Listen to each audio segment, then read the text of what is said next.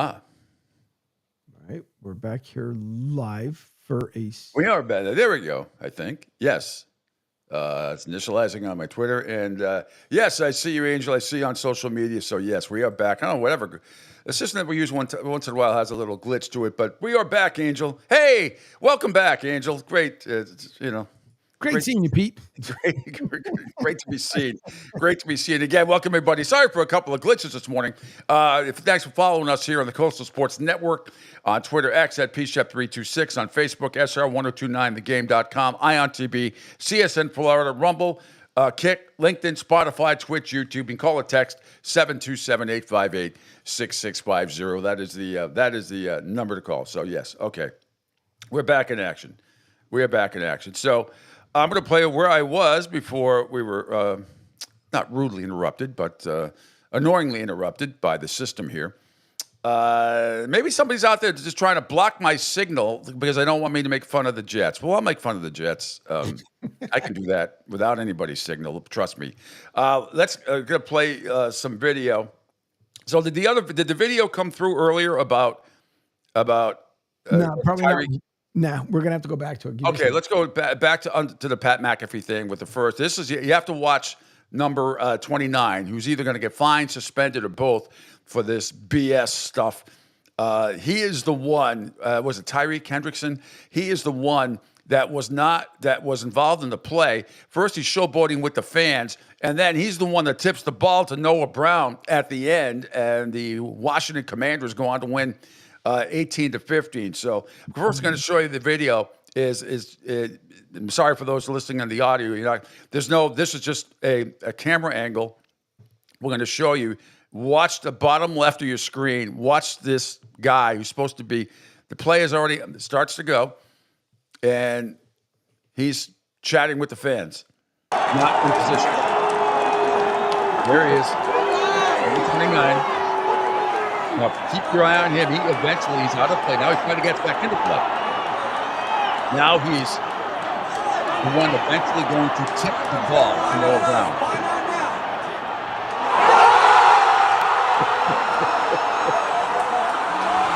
Alrighty, so there's that. And then right underneath, this is the call from CBS yesterday with Tony Romo, Jim Nantz and Tony Romo. And here's the video and the audio of it. Comes down to one last play, and it's going to be getting longer by the second. You're all the way back at the 30-yard line. Now you can step into it. Here comes the Hail Mary with the game on the line, and the ball is caught! Caught! It's a miracle! It's Noah Brown! Oh, my goodness! This town is going crazy! It's a madhouse in Landover, Maryland. He did it. Comes down to it's just unbelievable. Jaden Daniels, Angel, we wasn't even sure if he was going to play until maybe about an hour before the game. Yeah, wasn't sure he was going to play, but he scrambled around. I counted it down. It's about 13 seconds. He scrambles around and then chucks it. From his own 35-yard line, no time on the clock, tipped off the hands of Zach Ertz, short of the goal line, and into the waiting arms of Noah Brown. But there's also Hendrickson that was there, number 29, and absolutely unbelievable. Technically a 52-yard Hail Mary, but it was more like, a 65-yard Hail Mary. Unbelievable. The Commanders win 18-15. What a day for Jaden Daniels, 21 of 38, 326 yards, touchdown and no interceptions.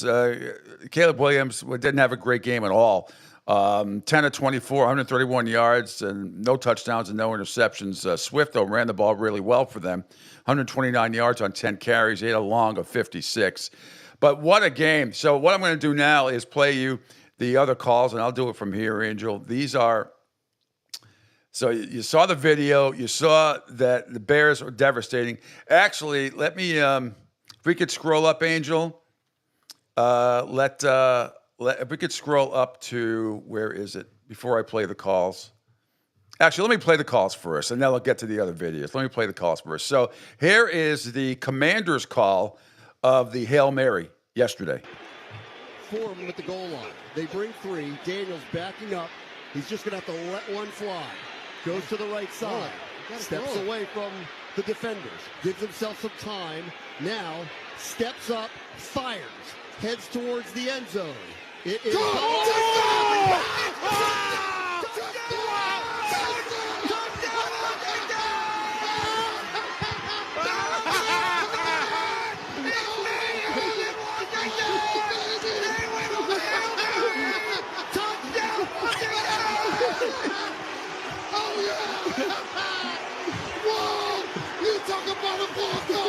just like a grand slam, and then ended up a World Series.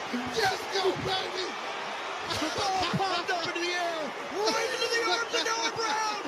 Jaden Daniels extended the play over and over and over. Walk-off touchdown! World Cup touchdown.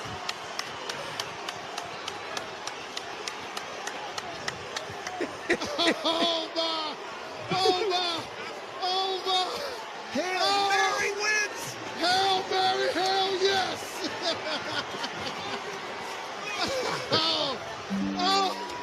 oh, Washington. You know, I can hear TJ now, right? Our good old friend from sports, Tommy Jackson. I can hear it. You know what he's saying, Angel? When that ball's in the air, what is his famous 3 words? Knock it down. Yep. Knock it down. Unbelievable. Now, here's the call. I think it's Jeff Janisek. Or Jeff, God, I used to know him really well. He's been doing the Bears games quite some time. Here's the Chicago Bears call. To the left, McLaren, and that's where Jaden Daniels is eyeballing. Jaden Daniels sifting back, being pressured. Jaden Daniels hemmed into the pocket, looking for blockers, looking for something. He's got plenty of time. Launches deep pass into the area of the end zone. Tipped, and it's caught by Noah Brown. He was the tip man, and this place is now gone into bedlam mode. Washington with the miracle finish. The breakup pass into the waiting arms of Noah Brown. Nobody back there. Crushing loss. 18-15 Washington. Hail Mary, 2 seconds left. Or as they like to say here, Hail Washington. That is the gut punch of gut punches. All sorts of time finding the moment to unleash. And Jaden Daniels did. It was back tapped to awaiting arms of a wide open Noah Brown in the end zone. A perfect execution on the offensive side, not so much on the defensive side. 4 plays, 76 yards, and 25 stinking seconds. Unreal. Knock it down. Gas Pump Guy says, good morning, fellas. Pete, hope you had a really relaxing time and glad you made it back safe. Yes, it was all good. Thank you. We did, and we did. And amazing. Going to have a nice dinner afterwards, celebrating our 13th anniversary a little bit later on. But the Bears lose that game. It was. I'm going back and we're watching on one TV Red Zone while we're watching the Patriots Jets at the little party I was at. By the way, I sent you a video of my friend Marie after the game, and I'm going to play it. We're going to play it. At some point when we get to me crapping all over the Jets, which I'll do after the bottom of the hour break. But an unbelievable finish to that game. How about Dan Quinn, as he said afterwards, running around like Jim Valvano after the 83 North Carolina upset, NC State upset of Houston, trying to find anybody to hug. That was hysterical. He was running around like a chicken with his head cut off, trying to find anybody that would hug him. Afterwards, here's Caleb Williams on the Hail Mary, the Bears quarterback. I thought it was going to be a little short. Actually, did end up being a little short, but the tip ended up pushing it back. So, believed in my guys. I believe my guys are going to do it again. If we're ever in that situation, probably will be. These games always come down to one score, and so, we're in that situation again. I believe my guys once again, but definitely thought. I don't. Definitely thought we were going to get it emotion-wise. That was where was God on that play? He was on the Washington Commanders side. Still believing, still, happy in the moment. No, you don't. And then obviously, he gets tipped and then he catches it, and then obviously frustration because I could have played better. We could have played better on offense throughout the whole game to put ourselves in better position. And No, you didn't. And you played like crap. He did not have a good game yesterday at all. Let's see. Matt Eberflus on the stunning loss. He's the head coach of the Bears. How do you make sure this does not compound? This is just one loss as opposed to feeling like a bigger loss? Well, I think it's having a strong mind and a strong conviction of who you are. I mean, this is one game, right? I know it's, like I said, when you lose on the last play, it's going to hurt, right? But let's go back and look at the tape, right? And then get better from this. That's what we always do. And that's what we're going to do here. No, number 29, again, Tyreek Hendrickson is going to get fined or suspended, probably both. Herm Edwards thinks he should be both. And I don't blame him. It's just horse shit to be messing around with the fans. The play is on. Your back is to the play initially. Yeah, he got over there in time, but I don't know what his position was supposed to be. All I know is the Bears didn't cover. They didn't handle that properly at all. You never leave a guy open in the back of the end zone like that, like Noah Brown. You got to knock the ball down. And this guy is gas-bagging with the fans while the play is going on, gets back into play. And really, it was Ertz had something to do with it. But this guy, 29, had his hand on the ball. He's the one who tipped it mostly. And there's Noah Brown standing there all alone like a man in a street corner. Nobody around him. Could have had some tea and crumpets and or whatever else you eat in Landover, Maryland at about 4 o'clock in the afternoon. Absolutely fabulous. Now, Angel, if that was ever your Eagles and that happened, and if you were on the receiving end of that, would you lose it? It's almost kind of expected. So I really want to lose it. I just kind of throw my own hands up in the air like typical. So I wouldn't freaking lose because it's happened in Eagles past history. So it's not like, it's not one of those things that it would get me like super upset, especially the way this dingling team is playing right now. Yes, you clowns can keep believing in them all you want to. Don't worry, the real team's going to end up showing up. Oh, look, they're winning in spite of the coach. You could say what you want. You got to be impressed with the win yesterday. On the road like that, kicking the crap out of them. That was pretty impressive. All right, if we could scroll down, Angel, here's a Bears reaction. It's not too far down. Let's see, 1, 2, 3, 4 down. It's under Joey Agnew.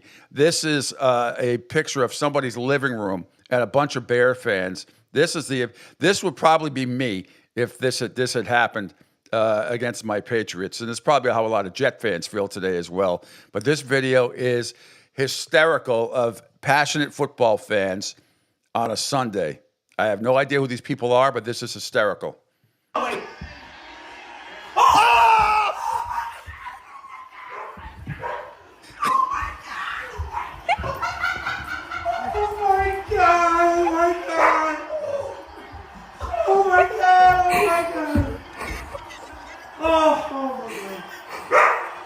Oh my God, motherfucker!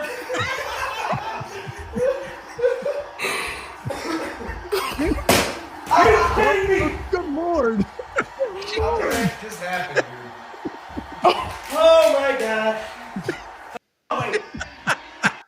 Wait, let it go again, just for a second. I love when he's rolling around on the floor like a worm, taking his shirt off. Yeah. But I thought he smacked the guy, but apparently it's a water bottle, and the guy gets hit by the water bottle.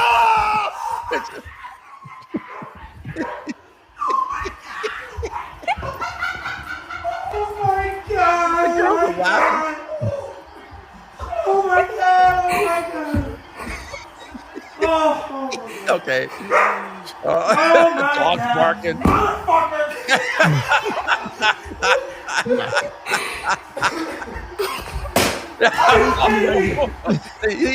His friend got hit by the water bottle when he smacked it, right? Yeah. He smacked it. Knocked his friend off the chair. Whoopsies.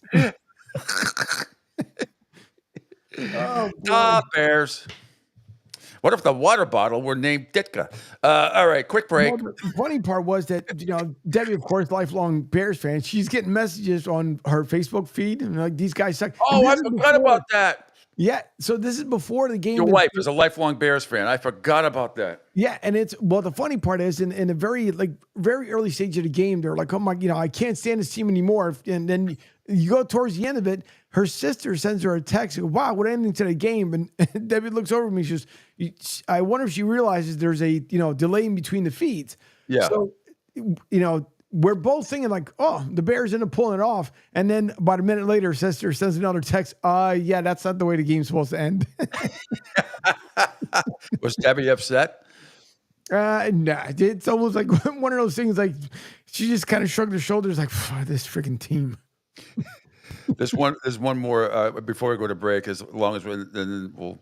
Okay, so if we scroll down under the Barstool Sports Commanders local radio call, it's underneath that, Angel.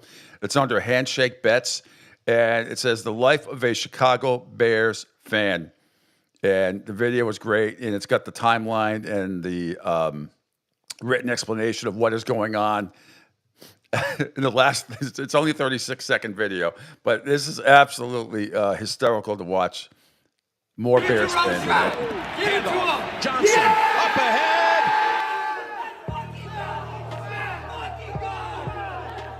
Bears people. Let's go! NFC North! Yeah! 27. Here comes the Hail Mary with the game on the line. And the ball is caught! It's a miracle! What? It's Noah Brown! Oh my goodness! This town is going crazy! It's a madhouse in Land of America!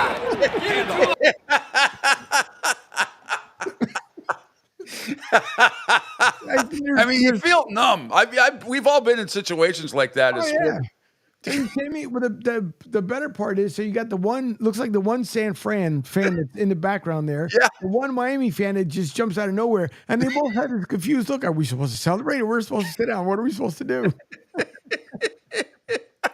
Oh, that's great. Oh, man. I wish we saw the guy drop to the floor. All you see is the aftermath. I don't know if he fainted or just the guy. Done. Oh, I love it. Okay, we'll shit over on some other teams when we come back in the AFC East with the Jets and the Miami Dolphins, and praise my Patriots, because this show is all about me and my return. And what a great day is. Every team I wanted to win won, and every team I wanted to lose lost. It doesn't get any better than that for me on a sports day, and hopefully for you too, for all the right reasons. All right, quick break. It's the Pete Sheppard Show here on a Monday, October 28th. We'll come back with Jets and Dolphins lowlights next, and we'll break it all down and be very fair and impartial about it as well, I promise. All part of the watch out for the lightning bolts. All part of the Pete Sheppard Show. We're back right after this. Hi, folks. This is Gerard Moynihan of Moynihan Lumber, and I would like you to know that our company has been selling Anderson windows for over 60 years. See the complete line of Anderson windows at any of our 3 locations in North Reading, Beverly, or in Plastown, New Hampshire, or at MoynihanLumber.com. What's up, Southwest Florida? Jimmy the Beef Guy here. Fort Myers, we answered your call. We're pumped to announce the opening of our second location. It's on 41 just north of the Edison Mall. And guys, nothing's changed here. The beef, the sausage, the breaded steak, our Maxwell Polish. Now serving you in 2 locations, Fort Myers and Bonita Springs. And don't forget, if you're having a party, check out our catering menu. Hey guys, when you're at the counter, don't call it gardenia. It's pronounced Chardonnay. Phil Castanetti Sports World in Saugus, Massachusetts is New England's place to buy or sell the finest in sports memorabilia. For over 35 years, Sports World has offered the finest in sports collectibles. Last month, you might remember Tim Thomas, legendary Bruins goalie, returned on October 5th. What a turnout it was. And now a new event coming up. On Saturday, November 30th, it's Willie O'Ree, yes, the original Jackie Robinson of the National Hockey League. He'll be signing autographs to the public, $25 each. There'll be photos, pucks, and cards available. Phone orders are welcome. Just call 781-233-7222 for more information. Sports World in Saugus. Be there.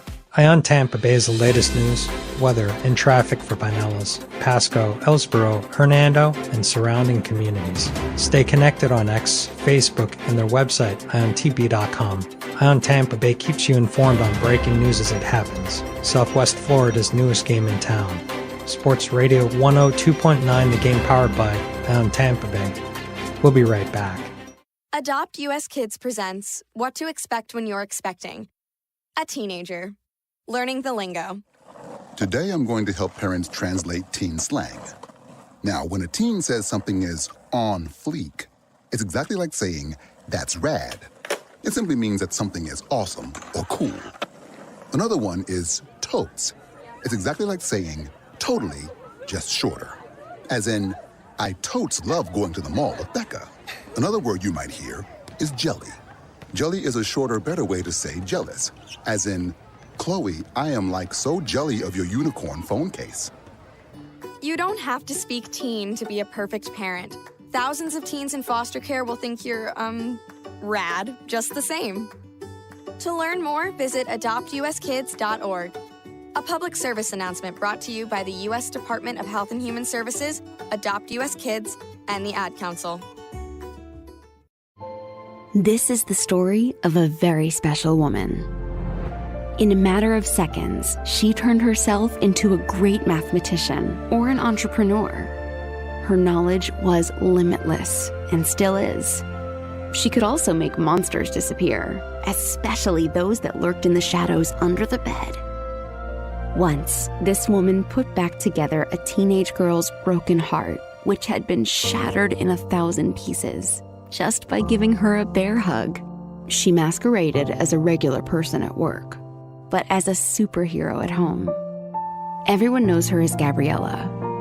I still call her Mom.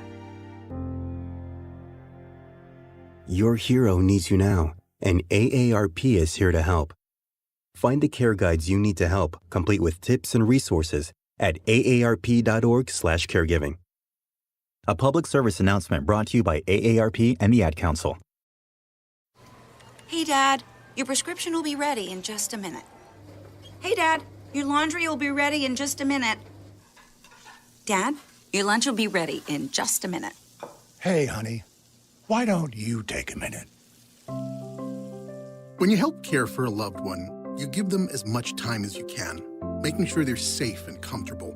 But it's just as important that you take some time for yourself. At AARP, we can help with information and useful tips on how you can maintain a healthy life balance, care for your own physical and mental well-being, and manage the challenges of caring for a loved one. Because the better care you take of yourself, the better care you can provide for your loved one. Thanks, Dad. Thank you. You're there for them. We're here for you. Find free care guides to support you and your loved one at aarp.org/caregiving. That's aarp.org/caregiving. A public service announcement brought to you by AARP and the Ad Council.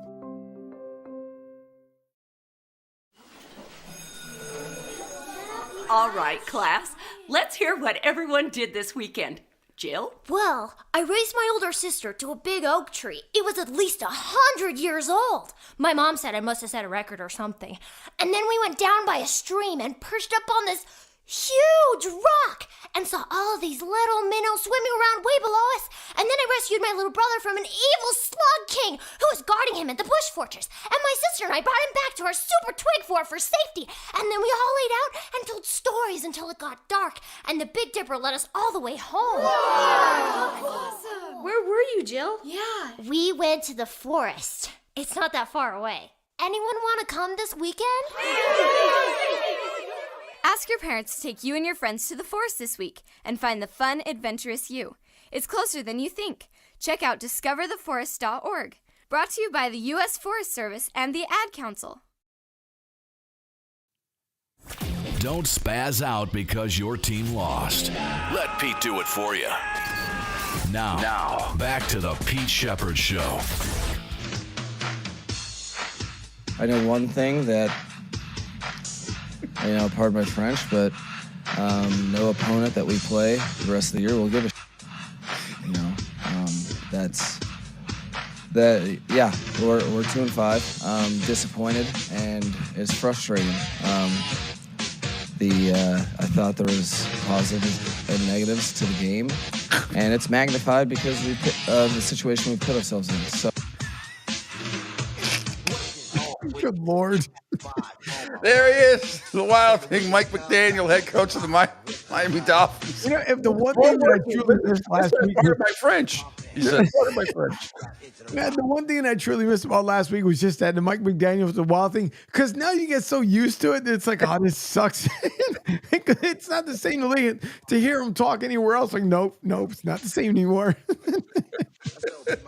So, situations like that, you're as tough as it is. It has to be.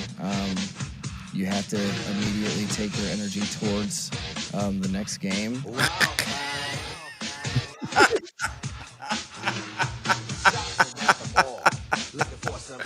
Welcome back to the Pete Sheppard Show here on a glorious Monday, October 28th. It'll be Halloween this year. They don't celebrate Halloween in the Dominican.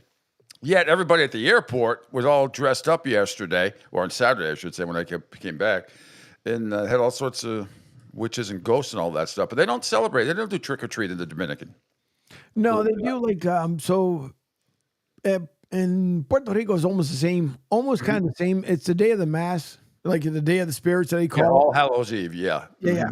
So they'll do it that way, but it's kind of one of those things. It's in some of the Spanish countries they figure it's just a bad ritual, so it's like bad juju. But everywhere else they just do it because it's the freaking kids. It's just it's fun. It's supposed to be fun. Yeah, that's what it is. It's just candy and stuff, and it's supposed to be fun. All right, welcome back to the Pete Sheppard Show. Time now. So we'll get to the Miami Dolphins losing 28-27. But first, I have to get to my New England Patriots. They could lose the rest of the year, Angel, by a combined 582-0, and I would be okay. Because what yesterday was just absolutely fantastic. What a way the game ended. The Patriots winning at the very, very end to beat the Jets 25-22. It's just unbelievable. Let's see. This is how it started. Drake May with a big 17-yard scamper for TD. Excellent in those situations. May climbs the pocket, gonna run again. May, first down. May in, touchdown. That made it 7-0 for the Patriots at the time.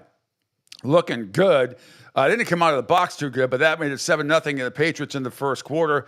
And let's see, let me just try to do this in order here. A little bit later on, Jets Xavier Gibson with 1-yard passing touchdown from Aaron Rodgers. First and goal from the 1. Rodgers near side end zone. It is caught. Gibson, touchdown. I wanted to have a Gibson after that, but yeah, I didn't. So that actually at the time made it 13-7 Jets at the time, thanks to CBS with the call there. That was in the second quarter. By the way, well, before that, the Jets had a touchdown for Tyler Conklin. And locate the football. James Territory telling us that he did agree with the call. Rodgers slinging one to the end zone. Touchdown. Tyler Conklin able to squeeze it. So the Jets aided by 2 PI. A lot of F-bombs coming through there. A lot of F-bombs. But the Jets missed the extra point. The Jets missed the extra point. It was just not a good day once again for the Jets, amazingly. And it continued to get worse for the Jets. It was fantastic. They did have the lead, though. They did have the lead 13-7. Patriots came back and also came back and took the lead. Ramondre Stevenson. They marked him short of the line to gain. Stevenson has it. Stevenson in, touchdown. So now it's 14-13 Patriots. Again, thanks to CBS with the call. That is in the third quarter. So it's 14-13 Patriots there.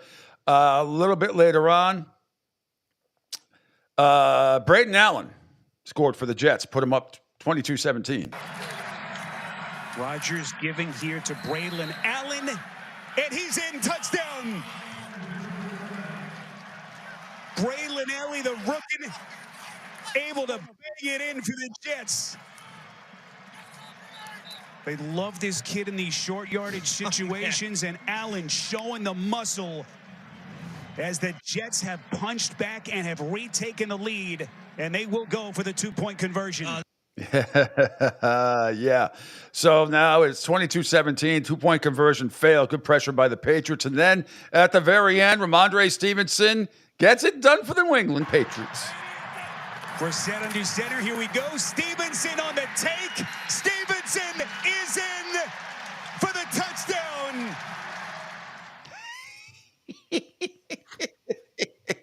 Now, Greg Zuerlein, who's probably, I'm amazed, even got to go back on the bus and back to Logan or Green Airport, maybe in Rhode Island or Logan, wherever they flew out of, because absolutely pathetic performance from him. He's going to get cut. He missed 2 kicks. He shanked an extra point and pulled a horrible 44-yard field goal attempt to the left. That was right after the Patriots took a 17-16 lead. So once again, on the kicker, you make that field goal, you make that extra point, and maybe it's a different outcome for the Jets. But it's the Jets against the Patriots in New England, and usually the Patriots win. But after just absolutely a fabulous day, Aaron Rodgers played pretty well. 17 to 28, 233 yards, 2 touchdowns. There's no leadership ability on this team at all. None with the Jets. Absolutely none.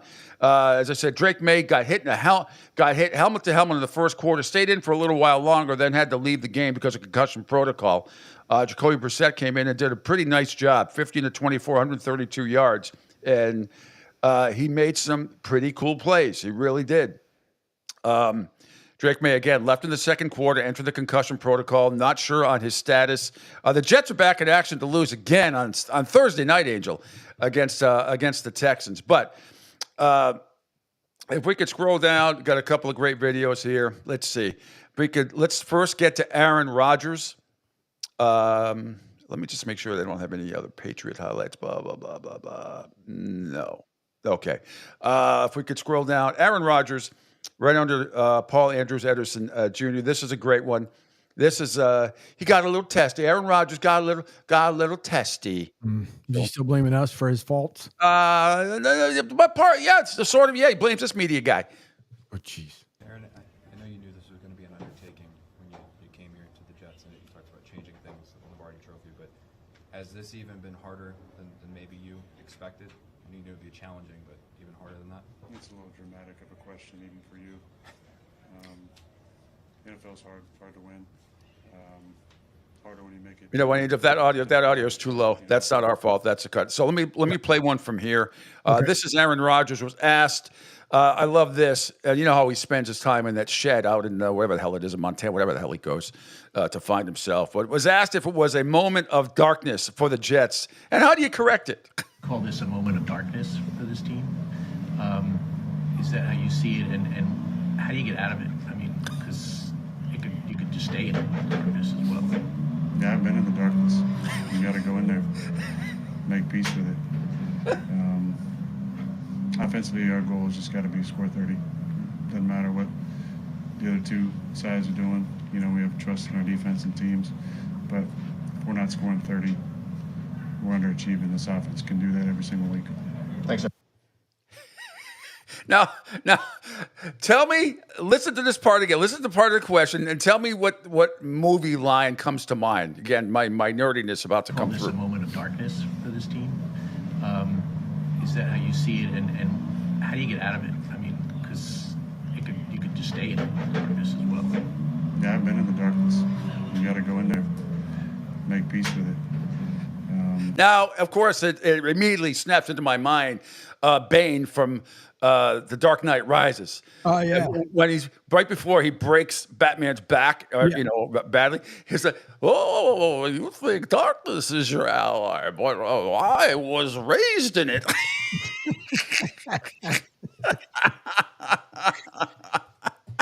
Oh, boy.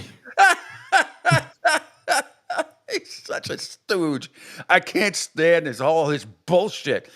You are not a leader, my friend. It's just that simple. You are not a leader. Nope. It's amazing. I don't even know how you won one goddamn Super Bowl. The Steelers gave it away in that one. But geez, I mean, just unbelievable. I'm so sick of this guy.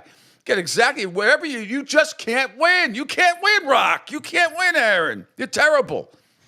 And, going after Connor J. Hughes earlier in that video, that the audio was just too low. But he works for SNY TV. And Aaron didn't like the question, thought it was, and I don't know what stupid little logo he has on his hat. It looks like a street light from the Netherlands or something like that. But now my favorite part, if we could scroll down, Angel, to awful announcing, and this is absolutely hysterical. This is, a lot of teams have a local post-game show, NFL, a local post-game show on one of their local affiliates in up in the New England area. They used to have one on Nesson. There's also one on Sports Channel New England, whatever the hell they call it, Comcast, whatever the hell they're calling it. They do their own post-game show in New York for the Jets and the Giants. But in New York for the Jets, they have SNY, which is their version of what would be Bally's down here in Florida and wherever you are. So, if you Angels, it's under awful announcing. Right after the Joey, it's right after the Bears people jumping around the living room and then dying. It's right underneath that. It's under Rich Cimini as well.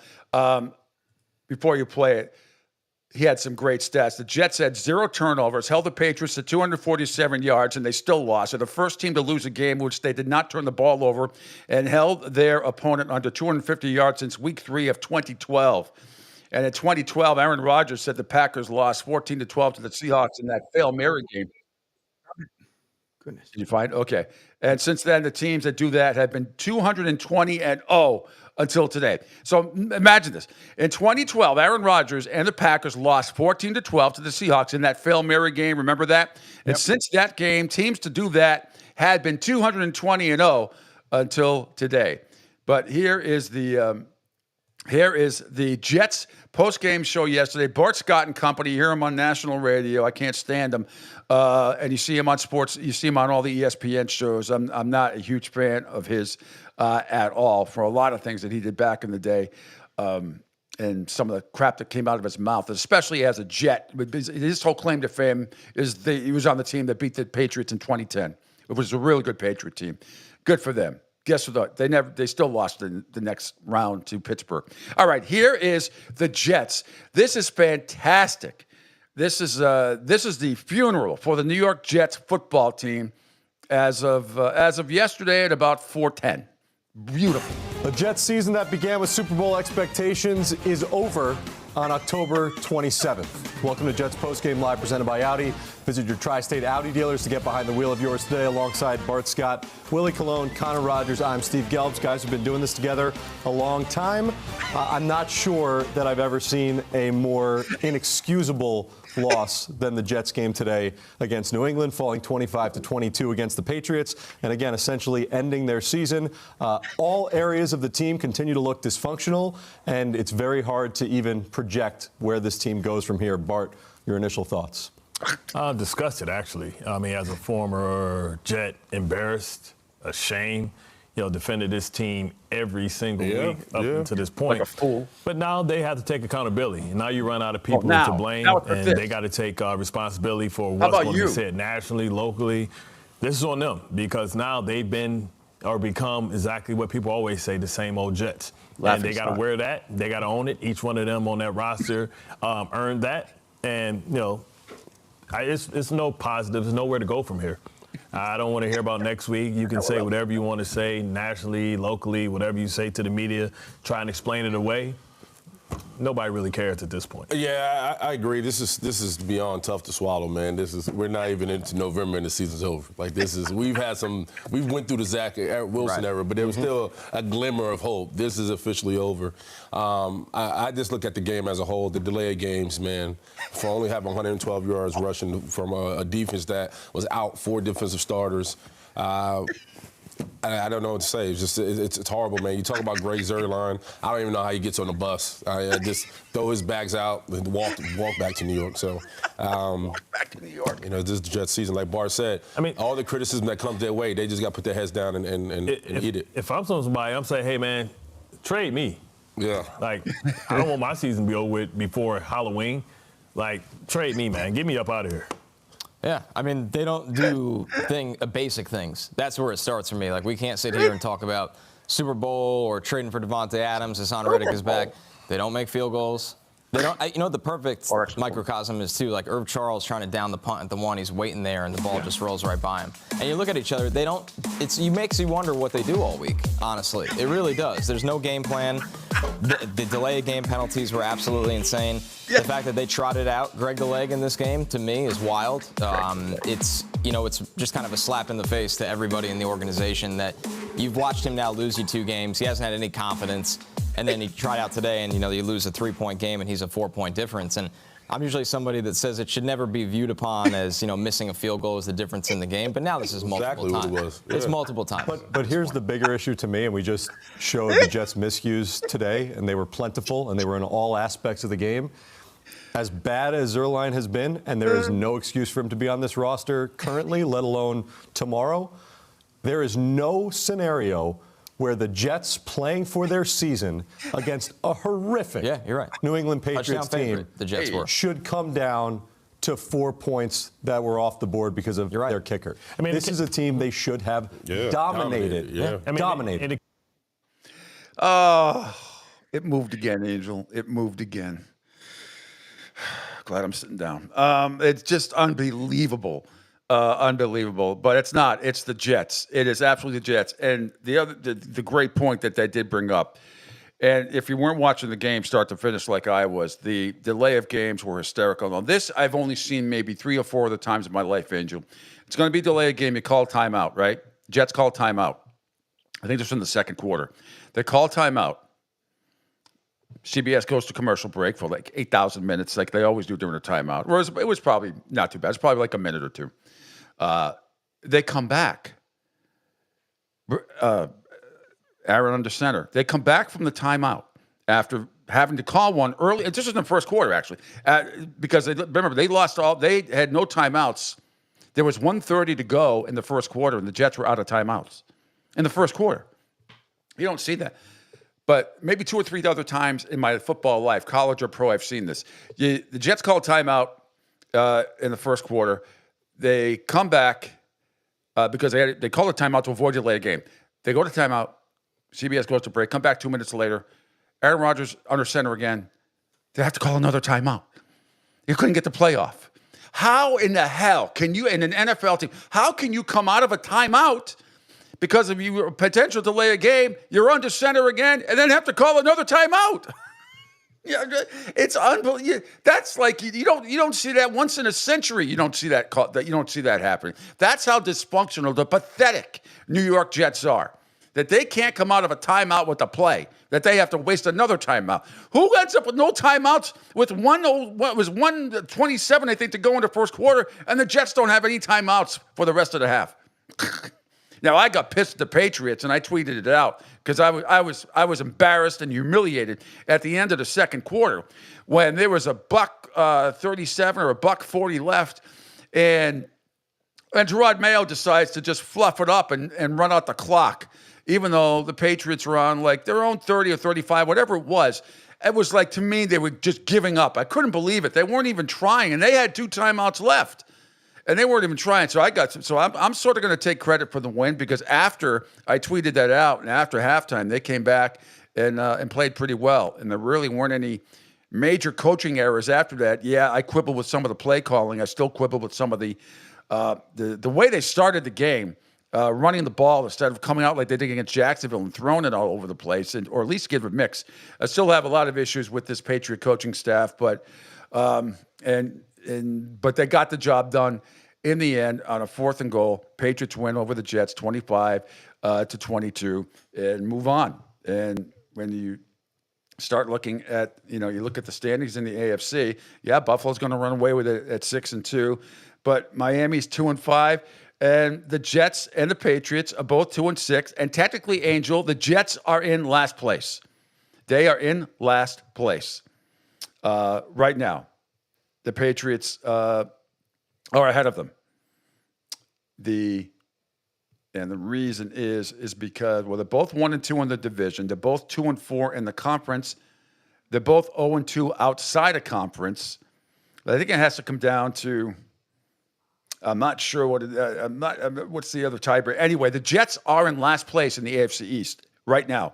Buffalo is 6-2. Miami is 2-5. The Patriots are only a half a game behind Miami for second place in the AFC East. Miami stinks too. We'll get to that in a little bit. All right, we're going to take another quick break. When we come back, we'll have more NFL highlights and lowlights for some of you. A lot more World Series preview as well. Game 3 tonight in the Bronx for the Dodgers and the Yankees. I'm going to show you a great video of our friend Gabe Morency, who not only was at the Dodger game in Game 1, and he was at the Buffalo game as well. So some real good stuff from Gabe, and we'll speak with him on Friday. All right, more highlights and lowlights for some of you coming up next here on the Pete Sheppard Show right here on the Coastal Sports Network. Hi, folks. This is Gerard Moynihan of Moynihan Lumber, and I would like you to know that our company has been selling Anderson windows for over 60 years. See the complete line of Anderson windows at any of our 3 locations in North Reading, Beverly, or in Plastown, New Hampshire, or at MoynihanLumber.com. What's up, Southwest Florida? Jim and the Beef Guy here. Fort Myers, we answered your call. We're pumped to announce the opening of our second location. It's on 41 just north of the Edison Mall. And guys, nothing's changed here. The beef, the sausage, the breaded steak, our Maxwell Polish. Now serving you in 2 locations, Fort Myers and Bonita Springs. And don't forget, if you're having a party, check out our catering menu. Hey guys, when you're at the counter, don't call it gardenia. It's pronounced Jardiniere. Phil Castanetti Sports World in Saugus, Massachusetts is New England's place to buy or sell the finest in sports memorabilia. For over 35 years, Sports World has offered the finest in sports collectibles. Last month, you might remember Tim Thomas, legendary Bruins goalie, returned on October 5th. What a turnout it was. And now a new event coming up. On Saturday, November 30th, it's Willie O'Ree, yes, the original Jackie Robinson of the National Hockey League. He'll be signing autographs to the public, $25 each. There'll be photos, pucks, and cards available.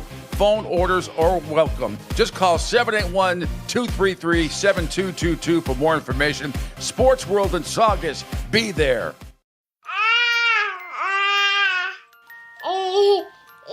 To some people, the sound of a baby babbling doesn't mean much. But that's not necessarily true. By 6 months, they're combining vowels and consonants. By 9 months, they're trying out different kinds of sounds.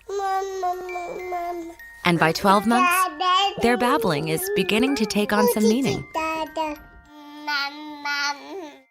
Especially if there's no babbling at all. Little to no babbling by 12 months or later is just one of the possible signs of autism in children. Early screening and intervention can make a lifetime of difference and unlock a world of possibilities. Take the first step at autismspeaks.org. A public service announcement brought to you by Autism Speaks and the Ad Council. The following is made possible by Dad. Why was the basketball court all wet? Because the players kept dribbling all over it. The dad joke.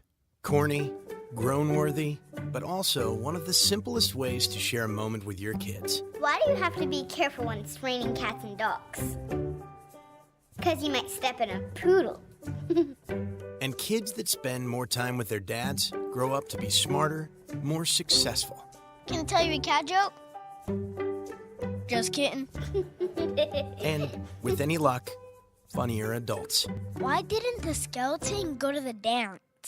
Because he didn't have any body to go with. Dad jokes rule. So take a moment to make a moment and give your kid a laugh. It's as easy as going to fatherhood.gov. Brought to you by the U.S. Department of Health and Human Services and the Ad Council. That's really funny.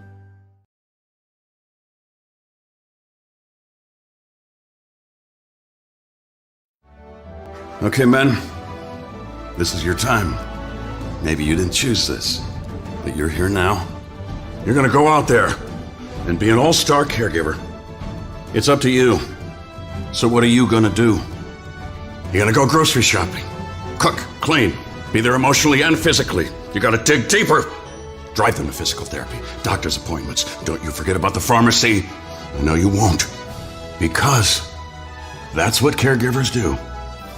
Don't give up. Don't ever give up. This is your time to show the world, your family, and yourself that you're tougher than tough. Now go out there and be the best caregiver this world has ever seen. Caregiving is tougher than tough. Find the care guides you need at aarp.org/caregiving. A public service announcement brought to you by AARP and the Ad Council. Hi, I'm Danica Patrick and proud aunt. Watching my nieces grow, play, and learn is amazing. But not every child gets to be carefree. 1 in 6 kids in the U.S. are hungry.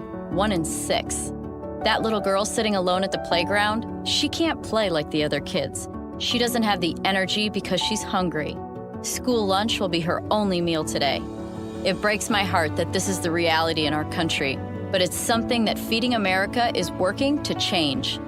Each year, the Feeding America network of food banks rescues billions of pounds of good food that would have gone to waste. This food is then provided to families and children in need. Being a kid should be about using your imagination, learning, and having fun. These children shouldn't have to miss out on simply being a kid because they're hungry. To find out how you can help end childhood hunger in your community, visit feedingamerica.org. Brought to you by Feeding America and the Ad Council.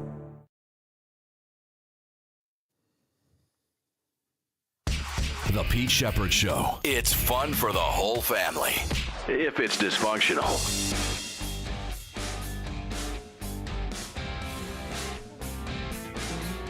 Jameis Winston making your first start since 2022. The word you used before the game was unwavering. How do you describe this victory? Unwavering faith, ultimate belief, depending on the Lord, and depending on the Lord should have been first.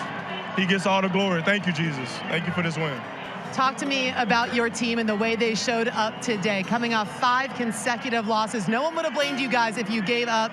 How did your guys show up this week in practice to get it done today against the Baltimore Ravens? One play at a time.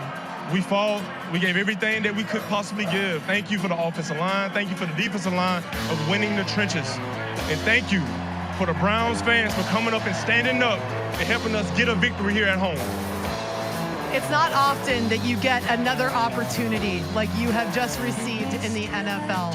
What does it mean to lead these guys and what could be the start of what you said is something special moving forward? Man, there's a white boy from Detroit that I really admire named Eminem. He said, you only get one shot. Do not miss your chance to blow. This opportunity lasts once in a lifetime. And I know I got a quote, Eminem, he from Detroit, he right up the road, but man, I'm just grateful. I'm grateful that the Lord provided me with this opportunity. I'm grateful for my teammates, my coaches, and these amazing fans. Unbelievable performance today. Congratulations, Jameis. Very rarely do you hear Lord Jesus Christ and Eminem in the same speech. Exactly.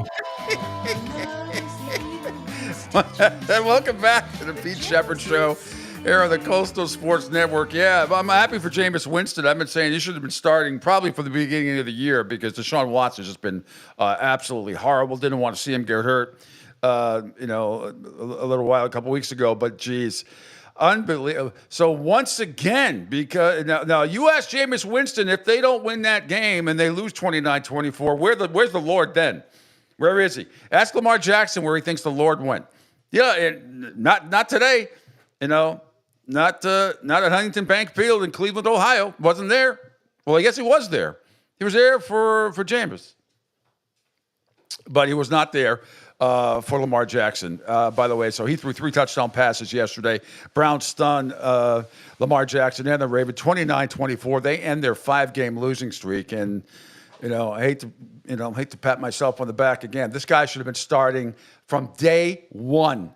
from day one. And the stupid Cleveland Browns, with the stupid worst contract in the history of sports with Deshaun Watson, could not swallow their pride. And probably not Stefanski's fault. I'm sure he's being told upstairs that you had to play him.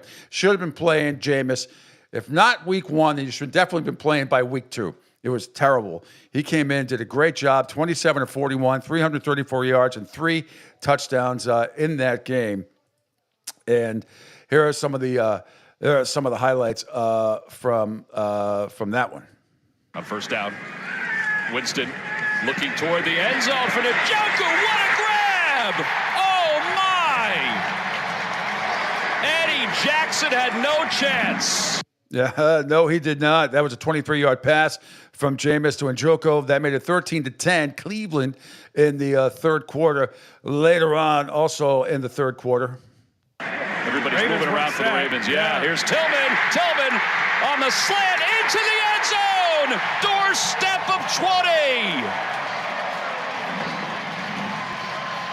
Thanks to CBS with the call. Cedric Tillman, 22-yard pass from Jameis Winston. That made it 20-17 Cleveland. And then here's what ended up being the game winner. Winston going for it all for the end zone for Tillman. He's got it! 38-yard touchdown pass right there from Jameis Winston, and they go on. That was the end of game winner, 29-24. The Ravens had a chance at the end, couldn't get it done. Cleveland wins 29-24. What a game. That was the third touchdown was a phenomenal throw to Cedric Tillman. 59 seconds left, and Cleveland stuns Lamar Jackson in Baltimore. 29-24. They snapped their 5-game losing streak. So pretty good stuff there. Pretty good stuff. Matt, you know whose voice that is? Who? Tom McCarthy, Philly's legendary broadcaster. Oh, yes. Oh, that Tom. Oh, you're talking about the play-by-play guy. Yep. Oh, yeah, absolutely. Yes. Long time Philly. Still is, right? Still is, yeah. He was. It was funny because originally from New York, and he said there was an opportunity that arose, and one from New York, one from Philly, and he said he chose Philly. Probably the best decision that he ever made. But yeah, he calls, and there's times I'll call him up for like March Madness and a couple other games during basketball season. But yeah, he gets around pretty good. Calls a pretty good football game. He does. He does. It's great to see. Love versatile announcers like that. Him, Sean McDonough, Dave O'Brien. Yeah. There's a lot of guys out there that do double duty. Good stuff. A lot of them are talk show hosts too on the side.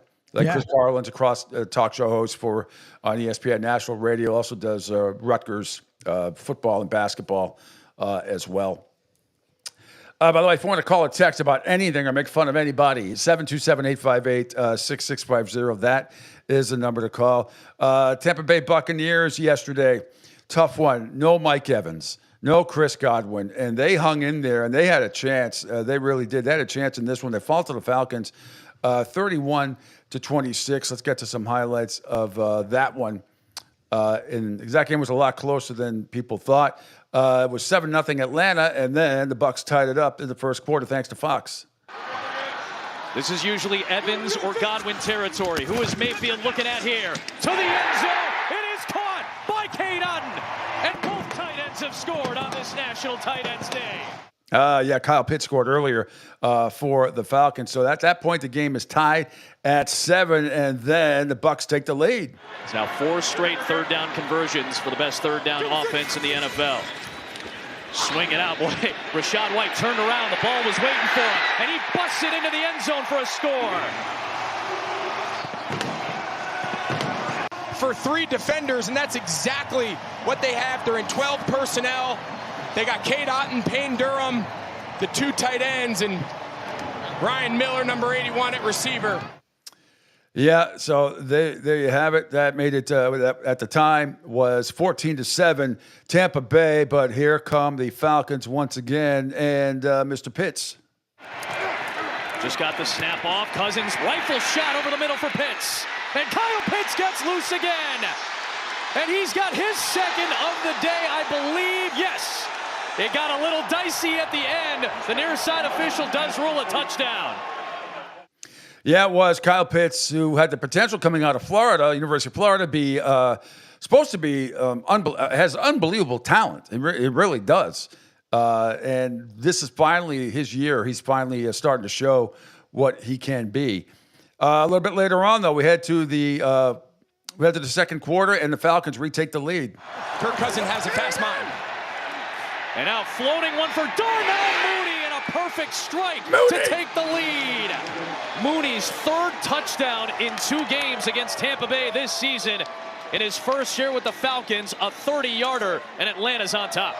Yeah, that would put him up 21-14. The Falcons would go up 31-17. Cousins pumps it.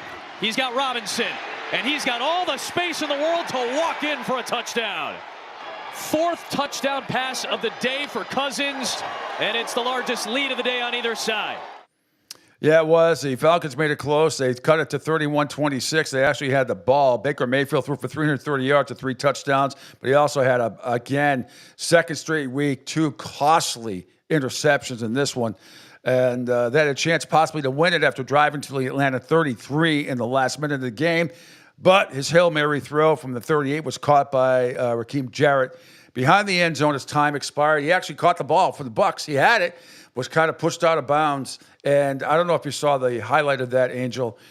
One of the best hits of the day, unfortunately, was not against a player, but there was an elderly, looked like an older police officer. Yeah. Who was right behind Morris. And you talk about, and apparently the officer is okay. But it looked like he got bent in half because he's facing the crowd, making sure everything's okay. He's not watching the play. And then Jarrett, when he catches the ball, goes right into the officer. I mean, right into him. And he, looked like a piece of licorice being broken. But apparently the officer was okay. Bucs lose a tough one, though. They fall to a 4-4. They hung in there. Very tough to win. They're banged up all over the place. Baker was 37-50, as I said, 330 yards, 3 touchdowns, 2 picks. Kirk Cousins was 23 of 29, 276 yards, 4 touchdowns, and no interceptions. He had a great game. Otten was the leading receiver for the Bucs. The tight end with 9 receptions for 81 yards. Jarrett right behind him with 3, but just it's tough. I'm sure if Evans and Godwin were in this game, I think the Bucs would have probably won it. Or even if one of those two were in the game, the Bucs would have probably won it. But tippy hat to the Falcons. Kirk Cousins continues to be impressive. They improve to 5-3. Let's see, where to next? Let's stick in the great state of Florida here. Let's go to the Jacksonville Jaguars, and they blow yet another one. Green Bay beats Jacksonville 30-27. Early on in the game, it's Trevor Lawrence. On second and goal, it's Lawrence spins with the push. Will he get there? He does. Touchdown. Trevor Lawrence. That still made it 10-7 Packers. That was in the second quarter. A little bit later on, also in the third quarter, Jacksonville's Brian Thomas Jr. Second down and 5. Lawrence throws, end zone. Thomas, touchdown.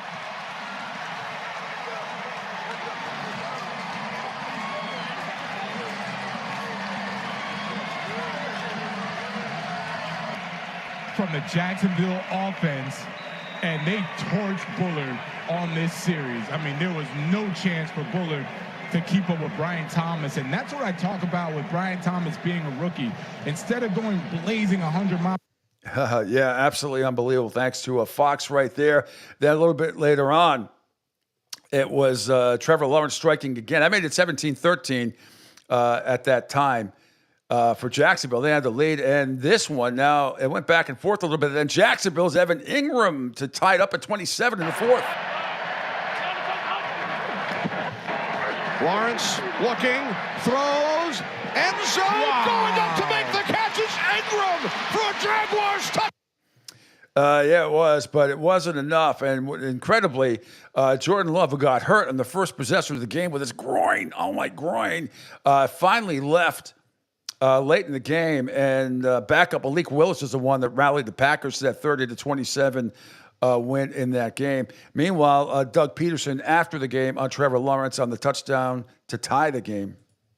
Doug, Trevor leads the 87-yard drive to tie the game without the top three receivers going into today. What did he kind of show you there on being able to guide the team down, obviously down his top three receivers?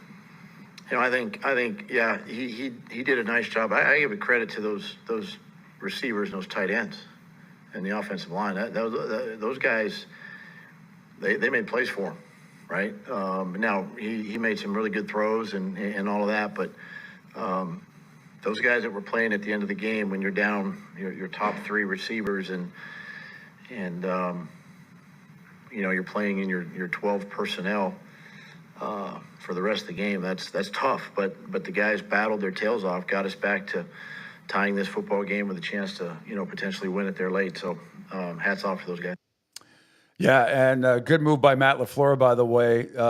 Dialed up a gut punching on second down. That was the difference. Jacksonville tried, if you were watching the game, tried to let the Packers score, but Chris Brooks dropped to the ground to help set up McManus's 24-yard field goal. A lot of clock ran off there. So the Packers end up winning the game 30-27. They improved to 6-2. The Jaguars, 2-6, and they could be 6-2, a play here, a play there, but that's just the way their season is going. And we'll have Mia O'Brien on later on this week from 1010XL, I'm sure, and we'll get her thoughts on Jacksonville. And they are really banged up in that one. They lost all three of their starting receivers: Brian Thomas Jr. with a chest injury, Christian Kirk with a shoulder, and Gabe Davis with a shoulder. Kirk was quickly ruled out after he injured his left shoulder trying to make a diving catch. So that sucks. I mean, it's just hard to compete. But Trevor was very good yesterday. 21 of 32, 308 yards, 2 touchdowns and a pick. Yep. We're gonna say Angel? No, I agreed. Oh, okay. All right. Let's see. Yeah, earlier. Sorry for the little commotion. We had two little things on. One, we're getting a new sink in. Peanut Gallery wants a new kitchen sink. Like a high, I don't know. Anyway, so they're coming in to do some stuff. But right before we came back, in case you heard Luna barking we had a pretty good sized frog that got in this morning, popping around. It happens, happens to everybody. Yeah. We didn't want Luna to eat it because she would have eaten it, and it wasn't a cane toad, which are very poisonous around here to animals, but nevertheless, so we caught it and back to its original domicile outside in the garden. But anyway, there was some commotion. That's why I get up and shut the door. Anywho, all right, let's take another quick break. And when we come back, more NFL highlights, Cowboys and San Francisco. We got some more funny videos to play for you as well. Thanks, everybody, for checking us out here on Twitter X. Following me at PShep326 on Facebook and SR1029thegame.com, IONTB, Rumble, Kick, CSN Florida, Spotify, LinkedIn, Twitch, and YouTube. You can call or text 727-858-6650. More NFL stuff to tell you about. We'll get to college football as well. The new rankings are out. Another interesting week in college football. And I am so sick and tired of people out there who don't think Miami is a good football team because they, quote, haven't played anybody. I'll share my thoughts. Again, fair and impartial. I really mean that. When you start looking and watching all these other teams, everybody has a flaw. But for some reason, there are people out there that just absolutely hate on the Miami Hurricanes because they just hate Miami, because they hate them from years past. And Mario Cristobal sort of went off on Florida and Florida State about they should be looking at the way he's running the program. A lot of people didn't take too kind to that little rant that he went on. I didn't think it was any big deal at all. And he was right in everything he said. But still a lot of football to be played. The Hurricanes have moved up to number 5 this week. We'll go through the rankings as well. So more NFL, college football talk when we come back. World Series Game 3 preview as well. And the NBA season is underway. And I can't wait to play you because I didn't get to do this opening night. But after opening night, when the Celtics kicked the shit out of the Knicks, the Knicks are one of those teams, once again, they are Not quite like the Jets, but they're close. And it is so unbelievable. Herb Brooks is still in my head. With the Knicks, I'm not looking for the best players. I'm looking for the right ones. You know what? They had the right ones. And they chose flash over substance. And I'm telling you, it's going to backfire on them. They should have kept the Villanova 4 there, Angel. They should have done that and not made that trade that they did with the Timberwolves.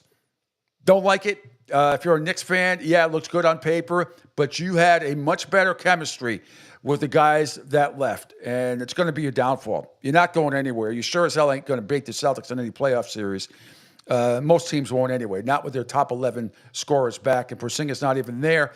They're already 3-0, dominating teams all over the place, and it's just early on in the season. Porzingis won't be back until around Christmas, but the National Hockey League is underway. College basketball is starting. And also, when we come back from break, I want to get Angel's thoughts about Coach Amir Abdur-Rahim. Horrible story. The USF men's basketball coach. Terrific guy. I know Angel's closer to the situation. We'll get his thoughts on his unfortunate passing at age 43 after a routine procedure became not so routine. All of that coming up next here on the Pete Sheppard Show on the Coastal Sports Network. Hi, folks. This is Gerard Moynihan of Moynihan Lumber, and I would like you to know that our company has been selling Anderson windows for over 60 years. See the complete line of Anderson windows at any of our 3 locations in North Reading, Beverly, or in Plastown, New Hampshire, or at MoynihanLumber.com. What's up, Southwest Florida? Chicken and Beef Guy here. Fort Myers, we answered your call. We're pumped to announce the opening of our second location. It's on 41 just north of the Edison Mall. And guys, nothing's changed here. The beef, the sausage, the breaded steak, our Maxwell Polish. Now serving you in 2 locations, Fort Myers and Bonita Springs. And don't forget, if you're having a party, check out our catering menu. Hey guys, when you're at the counter, don't call it Gardenia. It's pronounced Chardonnay.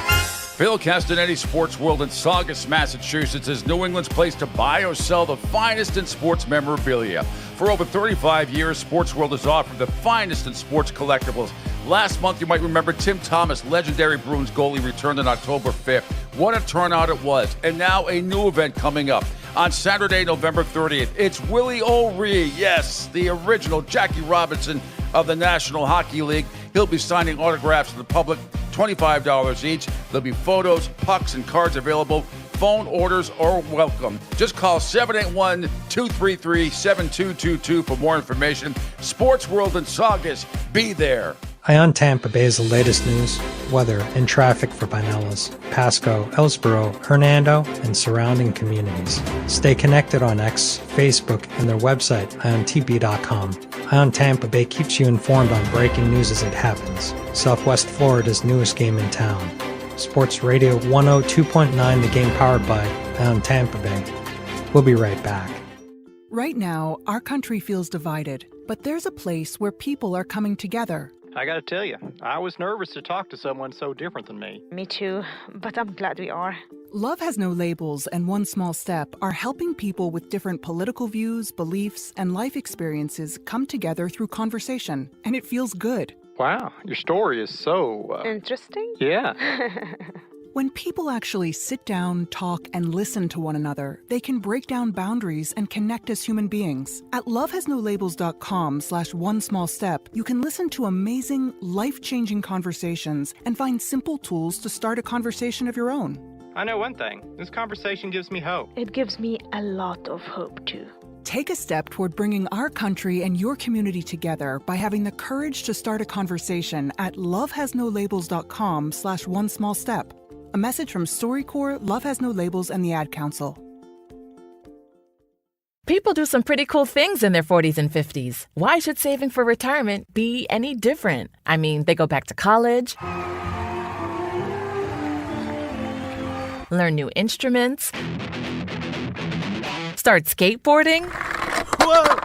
Okay, maybe that one's not for everybody, but saving for retirement is. With aceyourretirement.org, you can get on track with your retirement savings no matter your age. Just have a 3-minute chat with Avo, the friendly digital retirement coach from AARP. You'll get personalized recommendations based on your input that are easy to understand and work with your lifestyle. It's quick, easy, and free.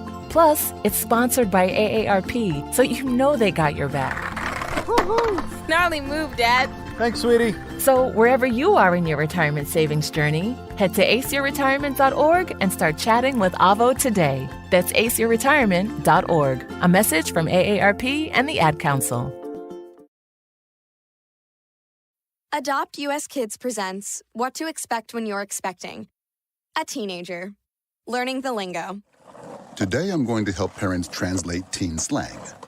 Now, when a teen says something is on fleek, it's exactly like saying, that's rad. It simply means that something is awesome or cool. Another one is totes. It's exactly like saying, totally, just shorter. As in, I totes love going to the mall with Becca. Another word you might hear is jelly. Jelly is a shorter, better way to say jealous. As in, Chloe, I am like so jelly of your unicorn phone case. You don't have to speak teen to be a perfect parent. Thousands of teens in foster care will think you're, rad, just the same. To learn more, visit adoptuskids.org. A public service announcement brought to you by the U.S. Department of Health and Human Services, Adopt U.S. Kids, and the Ad Council. This is the story of a very special woman. In a matter of seconds, she turned herself into a great mathematician or an entrepreneur. Her knowledge was limitless and still is. She could also make monsters disappear, especially those that lurked in the shadows under the bed. Once, this woman put back together a teenage girl's broken heart, which had been shattered in 1,000 pieces, just by giving her a bear hug. She masqueraded as a regular person at work, but as a superhero at home. Everyone knows her as Gabriella. I still call her Mom.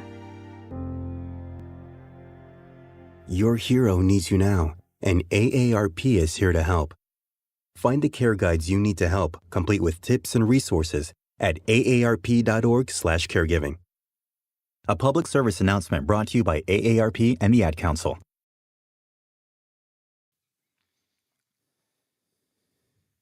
For the best in college football and NFL talk, check out The Pete Sheppard Show, 7 to 10 a.m. Monday through Friday. They can't rally here. 3rd and goal. Purdy trying to sneak it inside. In for the touchdown.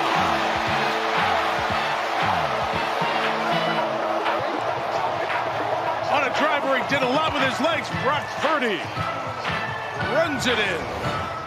Tonto, jump on it. Jump on it. Hey, not Tonto, but Brock Purdy. Substituting for Tonto. Yeah. Oh, that little old school. Gotta love it. San Francisco wins, by the way, 30-24 over the Dallas Cowboys, who continue to be embarrassed.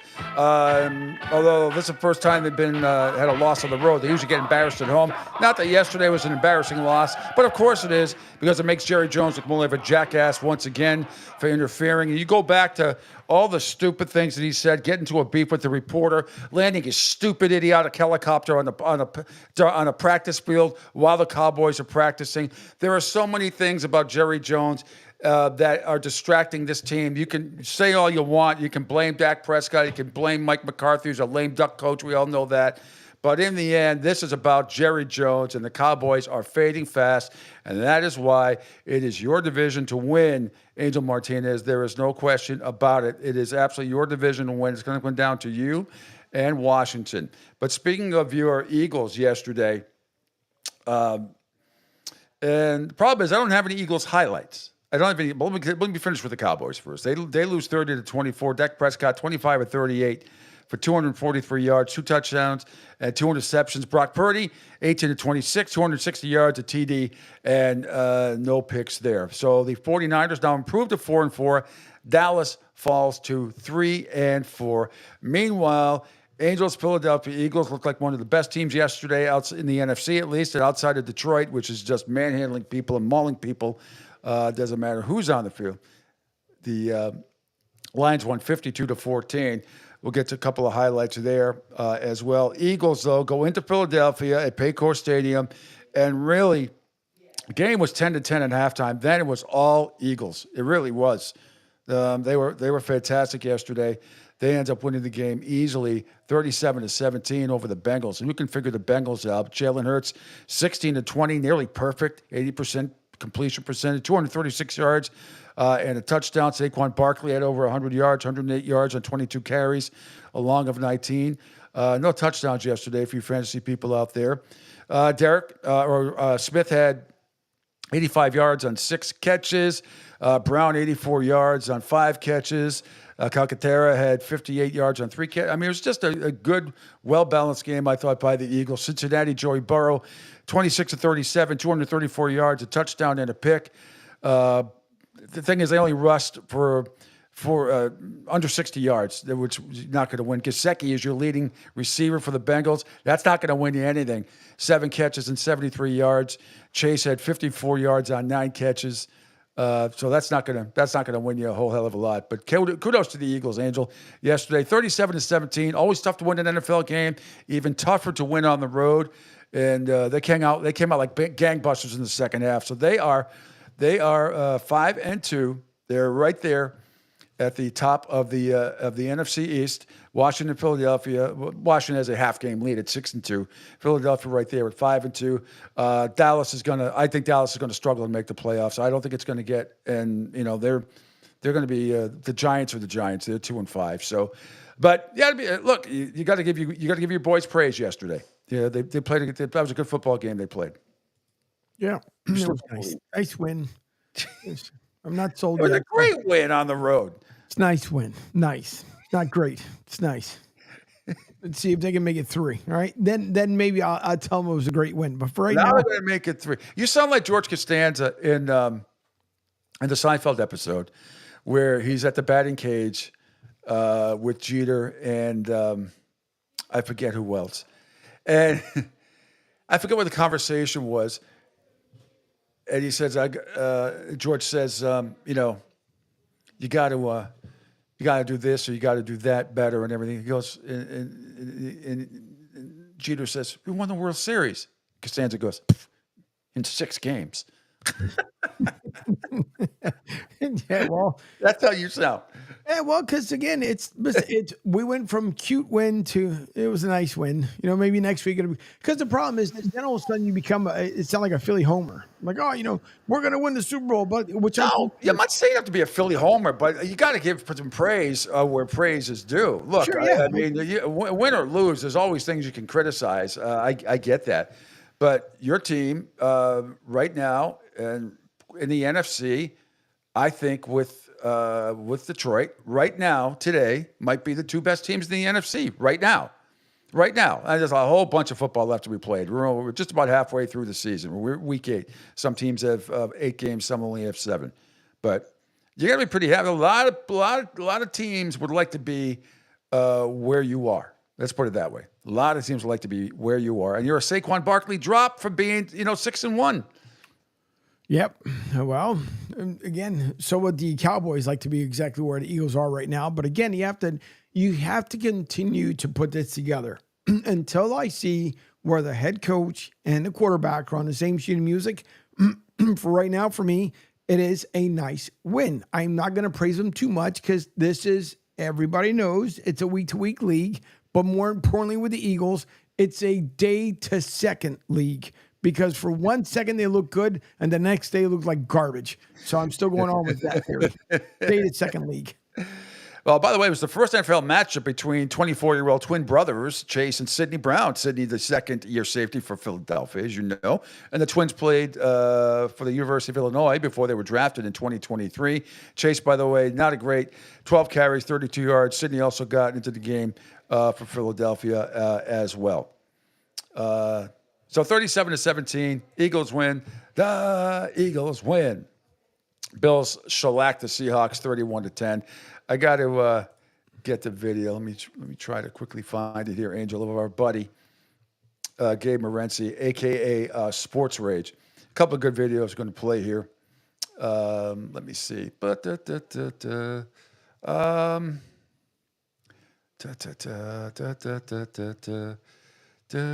is it? I'm going to scroll down and find it. There's a couple things. Mike Francesa, for him, has a pretty good rant on the Jet game as well. Gabe Morency is right under. It's under Gabe Morency. It's the first one you see. It's under Handshake Bets, right there. He's recapping his epic weekend of being at Dodger Stadium for Game 1. Yes, and then in Seattle yesterday for the Buffalo Bills. So here's our buddy Gabe Morency, a.k.a. Sports Rage. What's up, baby? When I was going to the Dodgers and Bills game, I was hoping for 1 out of 2 wins. But the Dodger game was bigger. This is just a motherfucking bonus. Go Bills! Yeah! Go fucking Bills!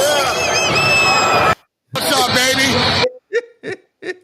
I mean, they clobbered the Seahawks yesterday. They went up early in the first quarter, never looked back, up 14-3 at the half. They go on to win 31-10. Josh Allen had 283 yards and a couple of touchdowns in that one.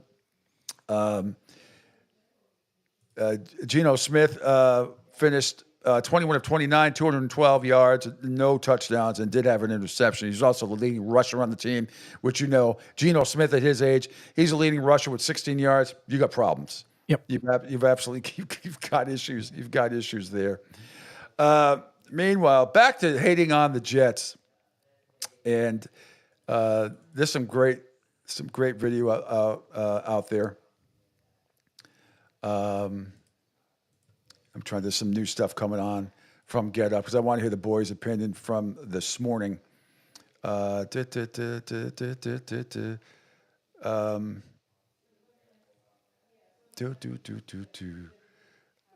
I'm just looking real quick to see. Okay, those are okay. All right. I want to play the video. Speaking of hating on the Jets, let us scroll down to, if we could, Angel, to Mike Francesa, former host with Mad Dog on WFAN back in the day. Brian Monzo has an outstanding sequence here about Francesa. Who's become a cartoon character of himself. But in this case, because he's crapping all over the Jets, and it fits my agenda, I will play it because it's my show and I can do whatever I want. And I am not going to be fair and impartial when it comes to the Jets because they suck, S-U-C-K, at any other disturbing colloquialism you want in there. They stink. There is no leadership on that team, starting with the quarterback, starting with the owner, down to the GM, down to the coach and the quarterback. It just doesn't matter. You see it, Angel? There it is right there. You got it. Mike Francesa with a great 90-second rant about how pathetic the Jets are. This is beautiful. Bill Parcells used to say to me, if my kicker doesn't kick 80% of his field goals, he's somebody else's kicker. Zerline has to be somebody else's kicker or nobody's kicker. Get rid of him. How many games can he lose in 1 year? Extra points, field goals. I mean, how many can they? And then how can they not get a play in on the whole time they're coming down the field? You know, if you score, you need a 2-point play. You're going to be up 5. And you get a delay of game. And then another one right after it. How is that possible? What are you guys doing on the sideline?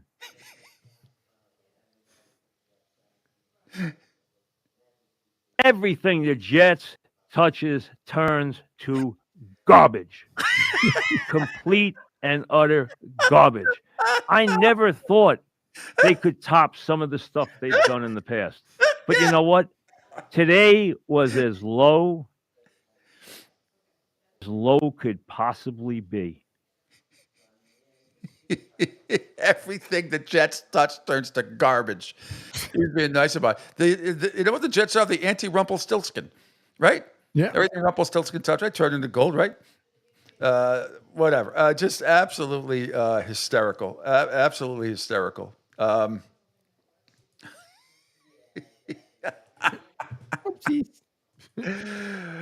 Again, in a timeout he's talking about, what's hysterical about what the sequence that Mike was just talking about there is what I brought up earlier. The Jets had no timeouts left after the first quarter.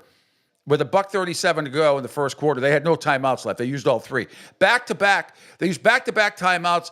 One they started stop a delay game, and they go to timeout. CBS goes to commercial, come back, 90 seconds, 2 minutes later, plenty of time. The Jets get under center. Aaron Rodgers gets under center, and they screw it up again. They're going to call timeout again. How do you go to timeout to call a play? You come back, and you can't get the playoff? I haven't seen that in years.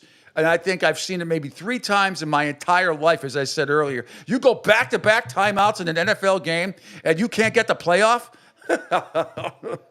It's called Jets. It's called Jets football. Absolutely. So now we know that Robert Salah was not the problem, but it's just it really is. There's a culture problem, as everybody knows, and I know that phrase is overused so much. Jets are 0-3 since they fired him, by the way. The other thing that was aggravating yesterday, how about Tua? Tua scrambles for like 13 yards, right? And gets like a standing ovation because he slid properly, like sliding into second. And he gets up and he makes this little signal like, see, I can do it. See, I can do it. Okay. That's it. Still lost the game. Still lost the game.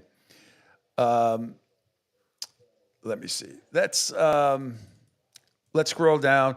The Bears losing yesterday, heartbreaking fashion. Obviously, Tyreek Stevenson, not Tyreek Stevenson.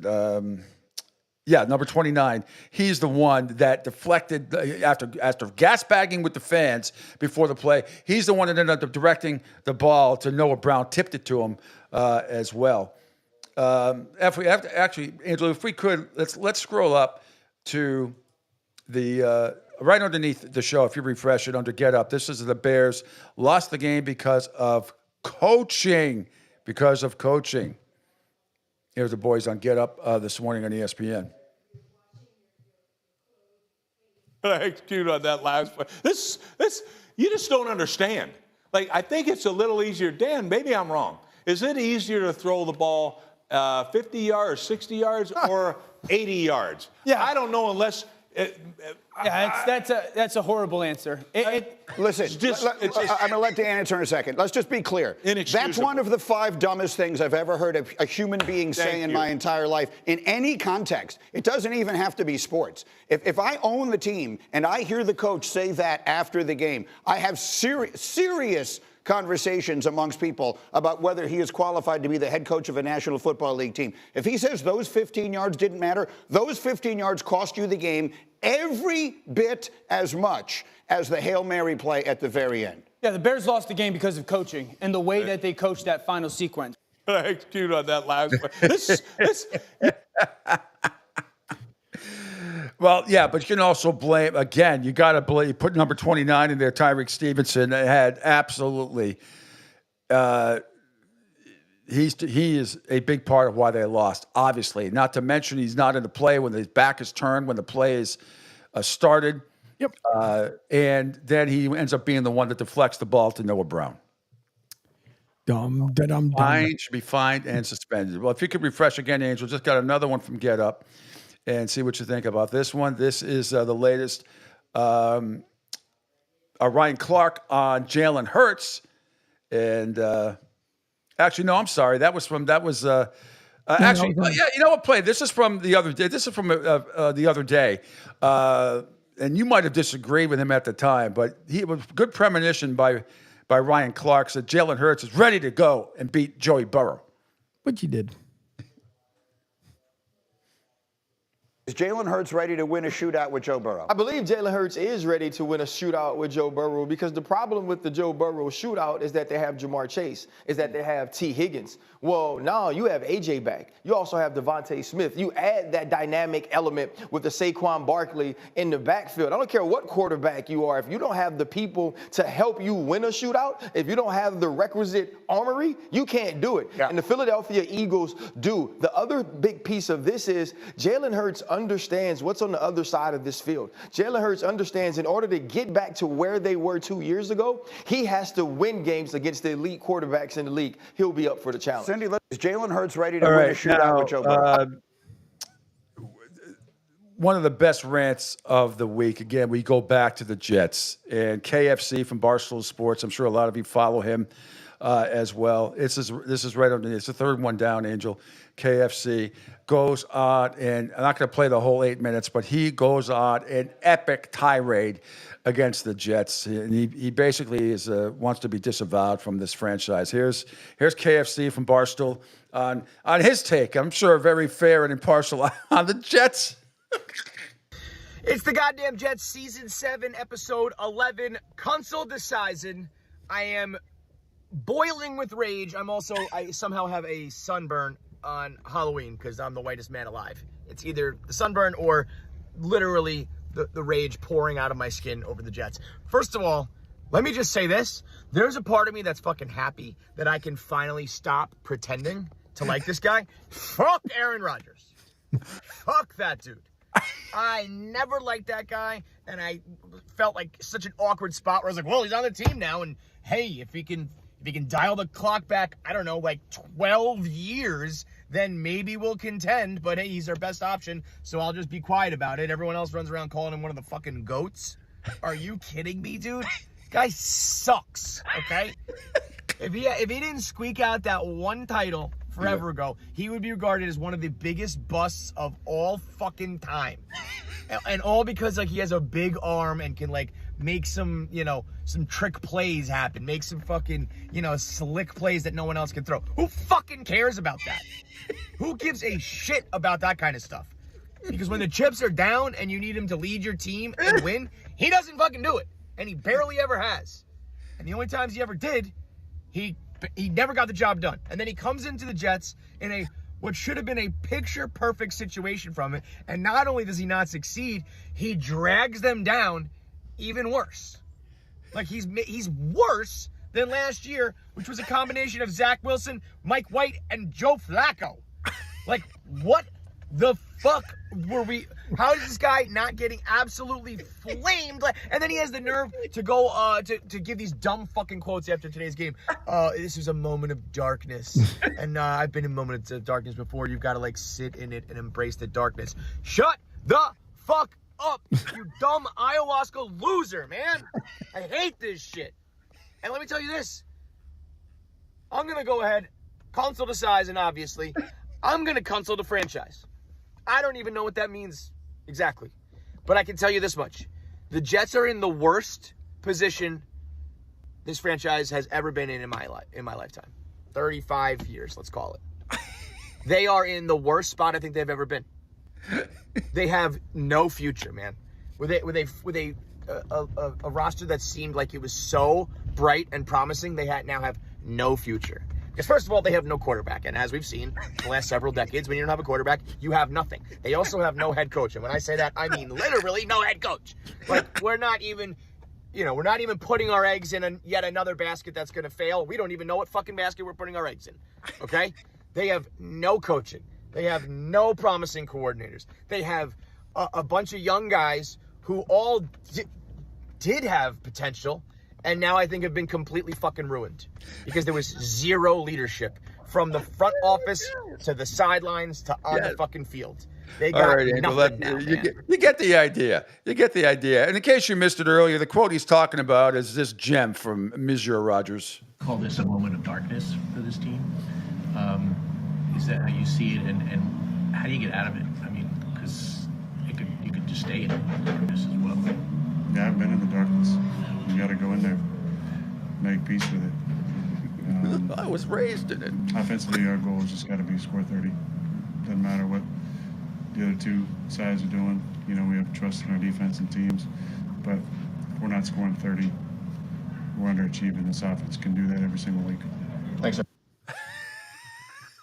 I told you, it's right out of Bane from The Dark Knight Rises. Oh, you think darkness is your ally, but I was raised in it.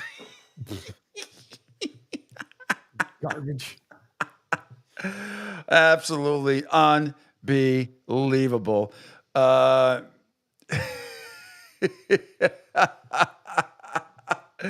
Jets lose. the Jets lose, and my Patriots tried to give it away in the first half. I was really upset with the whole coaching staff and the way that first half ended, not to mention they didn't call the helmet-to-helmet call on Drake May, which should have been. And there were also 2 other really horrific calls against the Patriots for holding and interference. It was absolutely ridiculous. But anyway, look, I don't care if they lose the rest of their games. This is just absolutely fantastic for me to humiliate the Jets, to have Greg Zuerlein. Does he still have a job? I can't believe they let him back on the bus. He's blown a couple of games for them this year, missed a 44-yard field goal, hooked it badly left, missed an extra point as well. I don't know if we can do this, Angela. Maybe we can set it up. I know it's on my Facebook page. But that video I sent you of my friend Marie and the song that we sang after the game, that she had a little parody of Cliff Richard's "It's So Funny." Oh, you got it. So hang on a second. So let me just set this up, because I know my friends Marie and Dave are watching, and they're wonderful people, 2 of my best friends in the world. And they're so gracious. They host these extravagant parties a lot of the times at their home, as do my friends Brian and Mary and my friends Kim and Jim. And we do here occasionally. We don't do it here as much because we don't have the room for a lot of it. Our house isn't as big as theirs. But we still get together here, a couple times a year as well. So. You know the song by Cliff Richard, who sang Devil Woman, and he also sang, I put it on my Facebook page, "It's so funny how we don't talk anymore." Those of you back in the 70s, early 80s remember that song. Well, my friend Marie had a parody of that song after the game yesterday. It's not that we don't talk anymore, it's we don't suck anymore. Here's Marie. Okay, there you go. She's hysterical. 1 and 2 and a 3. It's so funny, we don't suck anymore. Suck anymore.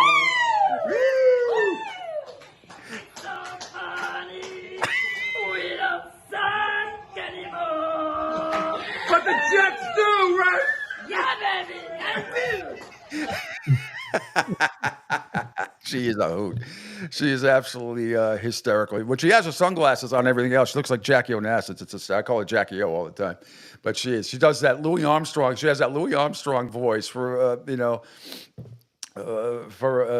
petite woman like that. She's got some lungs. It is hysterical. So that's the kind of people I deal with on at football parties, and they are just wonderful, wonderful. As is her husband David. Anyway. Was that not funny, Angel? It was good. You'll meet them sometime. Next time you come down to visit your mom, I'll make sure to take you and Debbie. We'll go visit their home. They could have a wedding of 250 people plus just out on their back lanai if they wanted to, and charge good amount of money.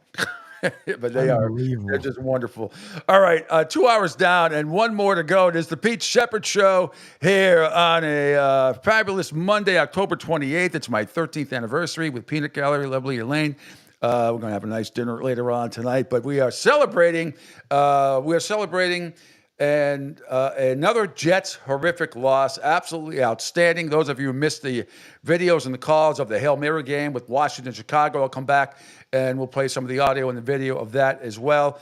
And I'm going to try to find Mike Greenberg on ESPN from this morning, and see how he felt and others after the Jets were humiliated by the Patriots yesterday. It's absolutely been fabulous. The Jets lose, Miami loses, the Dallas Cowboys lose. I mean, my team wins. It's just, it was glorious, absolutely glorious. And back with more of your phone calls. We got videos, we got audio. Angel Martinez doing a splendid job as usual. His show is coming up later on today at 10 o'clock. Martinez and Company. But hour number 3 of this fine program is next. Don't go nowhere. We're back on the Coastal Sports Network after this. Hi, folks. This is Gerard Moynihan of Moynihan Lumber, and I would like you to know that our company has been selling Anderson windows for over 60 years. See the complete line of Anderson windows at any of our 3 locations in North Reading, Beverly, or in Plastown, New Hampshire, or at MoynihanLumber.com. What's up, Southwest Florida? Jim and the Beef Guy here. Fort Myers, we answered your call. We're pumped to announce the opening of our 2nd location. It's on 41 just north of the Edison Mall. And guys, nothing's changed here. The beef, the sausage, the breaded steak, our Maxwell Polish, now serving you in 2 locations, Fort Myers and Bonita Springs. And don't forget, if you're having a party, check out our catering menu. Hey guys, when you're at the counter, don't call it gardenia. It's pronounced Chardonnay. Phil Castanetti, Sports World in Saugus, Massachusetts is New England's place to buy or sell the finest in sports memorabilia. For over 35 years, Sports World has offered the finest in sports collectibles. Last month, you might remember Tim Thomas, legendary Bruins goalie, returned on October 5th. What a turnout it was. And now a new event coming up. On Saturday, November 30th, it's Willie O'Ree, yes, the original Jackie Robinson of the National Hockey League. He'll be signing autographs to the public, $25 each. There'll be photos, pucks, and cards available. Phone orders are welcome. Just call 781-233-7222 for more information. Sports World in Saugus. Be there. Ion Tampa Bay is the latest news, weather, and traffic for Pinellas, Pasco, Ellsboro, Hernando, and surrounding communities. Stay connected on X, Facebook, and their website, iontp.com. Ion Tampa Bay keeps you informed on breaking news as it happens. Southwest Florida's newest game in town. Sports Radio 102.9, the game powered by Ion Tampa Bay. We'll be right back. Okay, men. This is your time. Maybe you didn't choose this, but you're here now. You're gonna go out there and be an all-star caregiver. It's up to you. So what are you gonna do?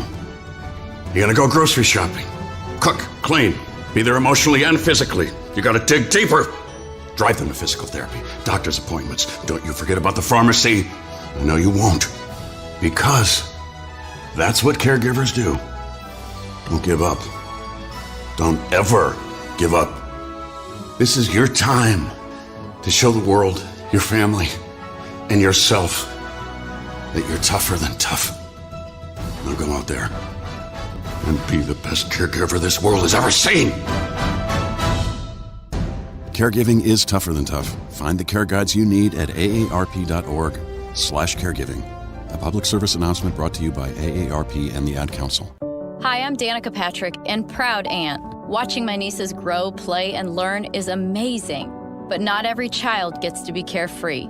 1 in 6 kids in the U.S. are hungry. 1 in 6. That little girl sitting alone at the playground, she can't play like the other kids. She doesn't have the energy because she's hungry. School lunch will be her only meal today. It breaks my heart that this is the reality in our country, but it's something that Feeding America is working to change. Each year, the Feeding America network of food banks rescues billions of pounds of good food that would have gone to waste. This food is then provided to families and children in need. Being a kid should be about using your imagination, learning, and having fun. These children shouldn't have to miss out on simply being a kid because they're hungry. To find out how you can help end childhood hunger in your community, visit feedingamerica.org. Brought to you by Feeding America and the Ad Council. Adopt US Kids presents What to Expect When You're Expecting.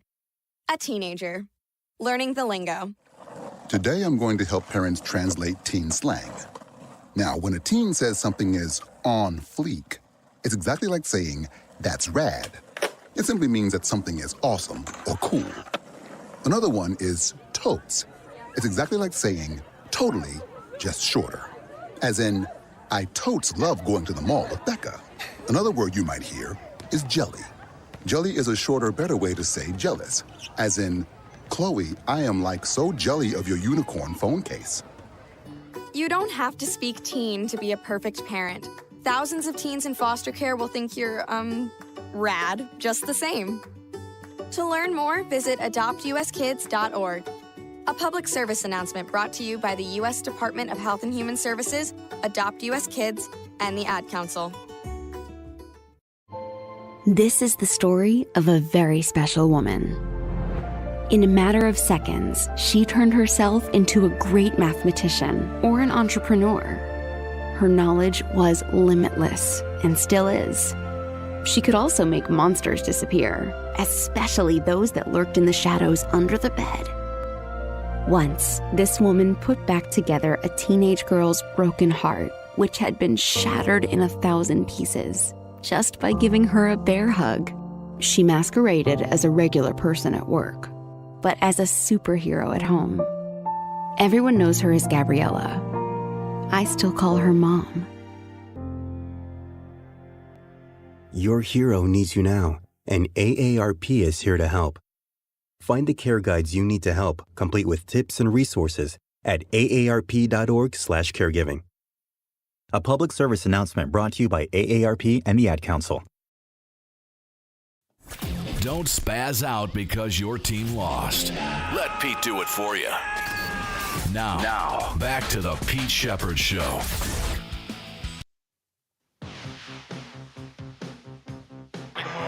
Comes down to one last play, and it's going to be getting longer by the second. You're all the way back at the 30-yard line. Now you can step into it. Here comes the Hail Mary with the game on the line, and the ball is caught! Caught! It's a miracle! It's Noah Brown! Oh my goodness! This town is going crazy! Jim Nantz, Tony Romo, somewhere in there with a call yesterday on CBS. What an ending. What a game. The Washington Commanders on the Hail Mary and beat the Bears. The Bears. Yes, God was watching on the Hail Mary. See, if you throw up a Hail Mary, you have a better chance of God being there on your side. And that's what happened yesterday as the Commanders win 18-15 over the Chicago Bears. Good morning, everybody. Welcome back to hour number 3 here of the Pete Sheppard Show. I'm fresh off my vacation from the Dominican, as I said earlier in the show, in case you missed it. Met a lot of nice people, including some new friends, Matt and Tina. His brother, by the way, played for Syracuse back in the day, not too long ago. With Jim Boeheim and company, but they were wonderful people, wonderful friends, good sports fans, and just funny as all hell. You saw my friend Marie after the game yesterday, after the Patriots won, with her Louis Armstrong impersonation of Cliff Richard. Her Louis Armstrong doing a Cliff Richard parody of "We Don't Talk Anymore, Except We Don't Suck Anymore," which was very good. So save that. We could save that, Angel, because we might even play that again. It was so well done. Anyway, so your show is coming up today, Angel Martinez, as well, right at 10 o'clock. What's coming up on the network? And then I got something fun to tell you about as well. Martinez Company coming up here at 10 a.m. and then followed by the Drive with Q, which may start an hour later. He's been really busy with other things. He also had a travel weekend for boxing. So that would be either 4 or 5 p.m. And then it'll be Beeves World from 6 to 7 p.m. And then cap off the night with Lloyd Vance's Insider Football. And if those who watched the show last week, let me just say, as he was saying, there was technical difficulties. The technical difficulty was Lloyd, as I told me all he had to do, I keep telling her, if you just shake your laptop sometimes, like an Etch-a-Sketch, it would have been just fine. But it was just funny because his co-host, for those who missed the show, his co-host is like, he's just waiting, and he played it really smooth, though, because Lloyd's talking, and all of a sudden, just boop, he goes away. So his co-host is like, yeah.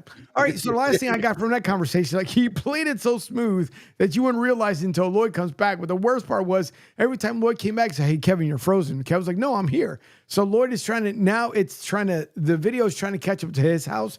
It was just the funniest thing ever. So yeah, that is what's going on the network as of today. And it is official. We have a brand new sponsor that's going to be starting either in a couple of days or at the very latest Monday of next week. My buddy Lou DiMuzio, that's the guy I met earlier this year. We both are huge Miami Hurricane fans. He is also from New England originally, but has lived down here in the Delray Beach area for a long, long time. Well-connected guy. And he is president and founder at Ace Technology Advisors. And we'll tell you all about that in a couple of days because he has signed on to be a sponsor of the show and the network. So we welcome Lou DiMuzio, and the president and founder at Ace Technology Advisors, one of our brand new sponsors here. Great guy, phenomenal. So again, if anybody else out there, and we have a few others that are lined up here that, it's a process. It's more myself and Angel and our good friend Paul Kelly, who is our sales manager here.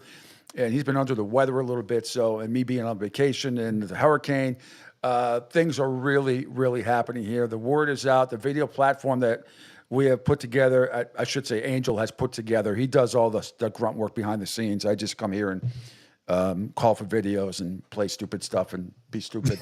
And he is the brains behind the operation. Angel is on the Coastal Sports Network. Don't be fooled. He is doing the job of like 8 people. I downgraded you from 10. Now it's 8. But I should upgrade you back to 10. You're really doing the job of 12 people. 15. All right, 25.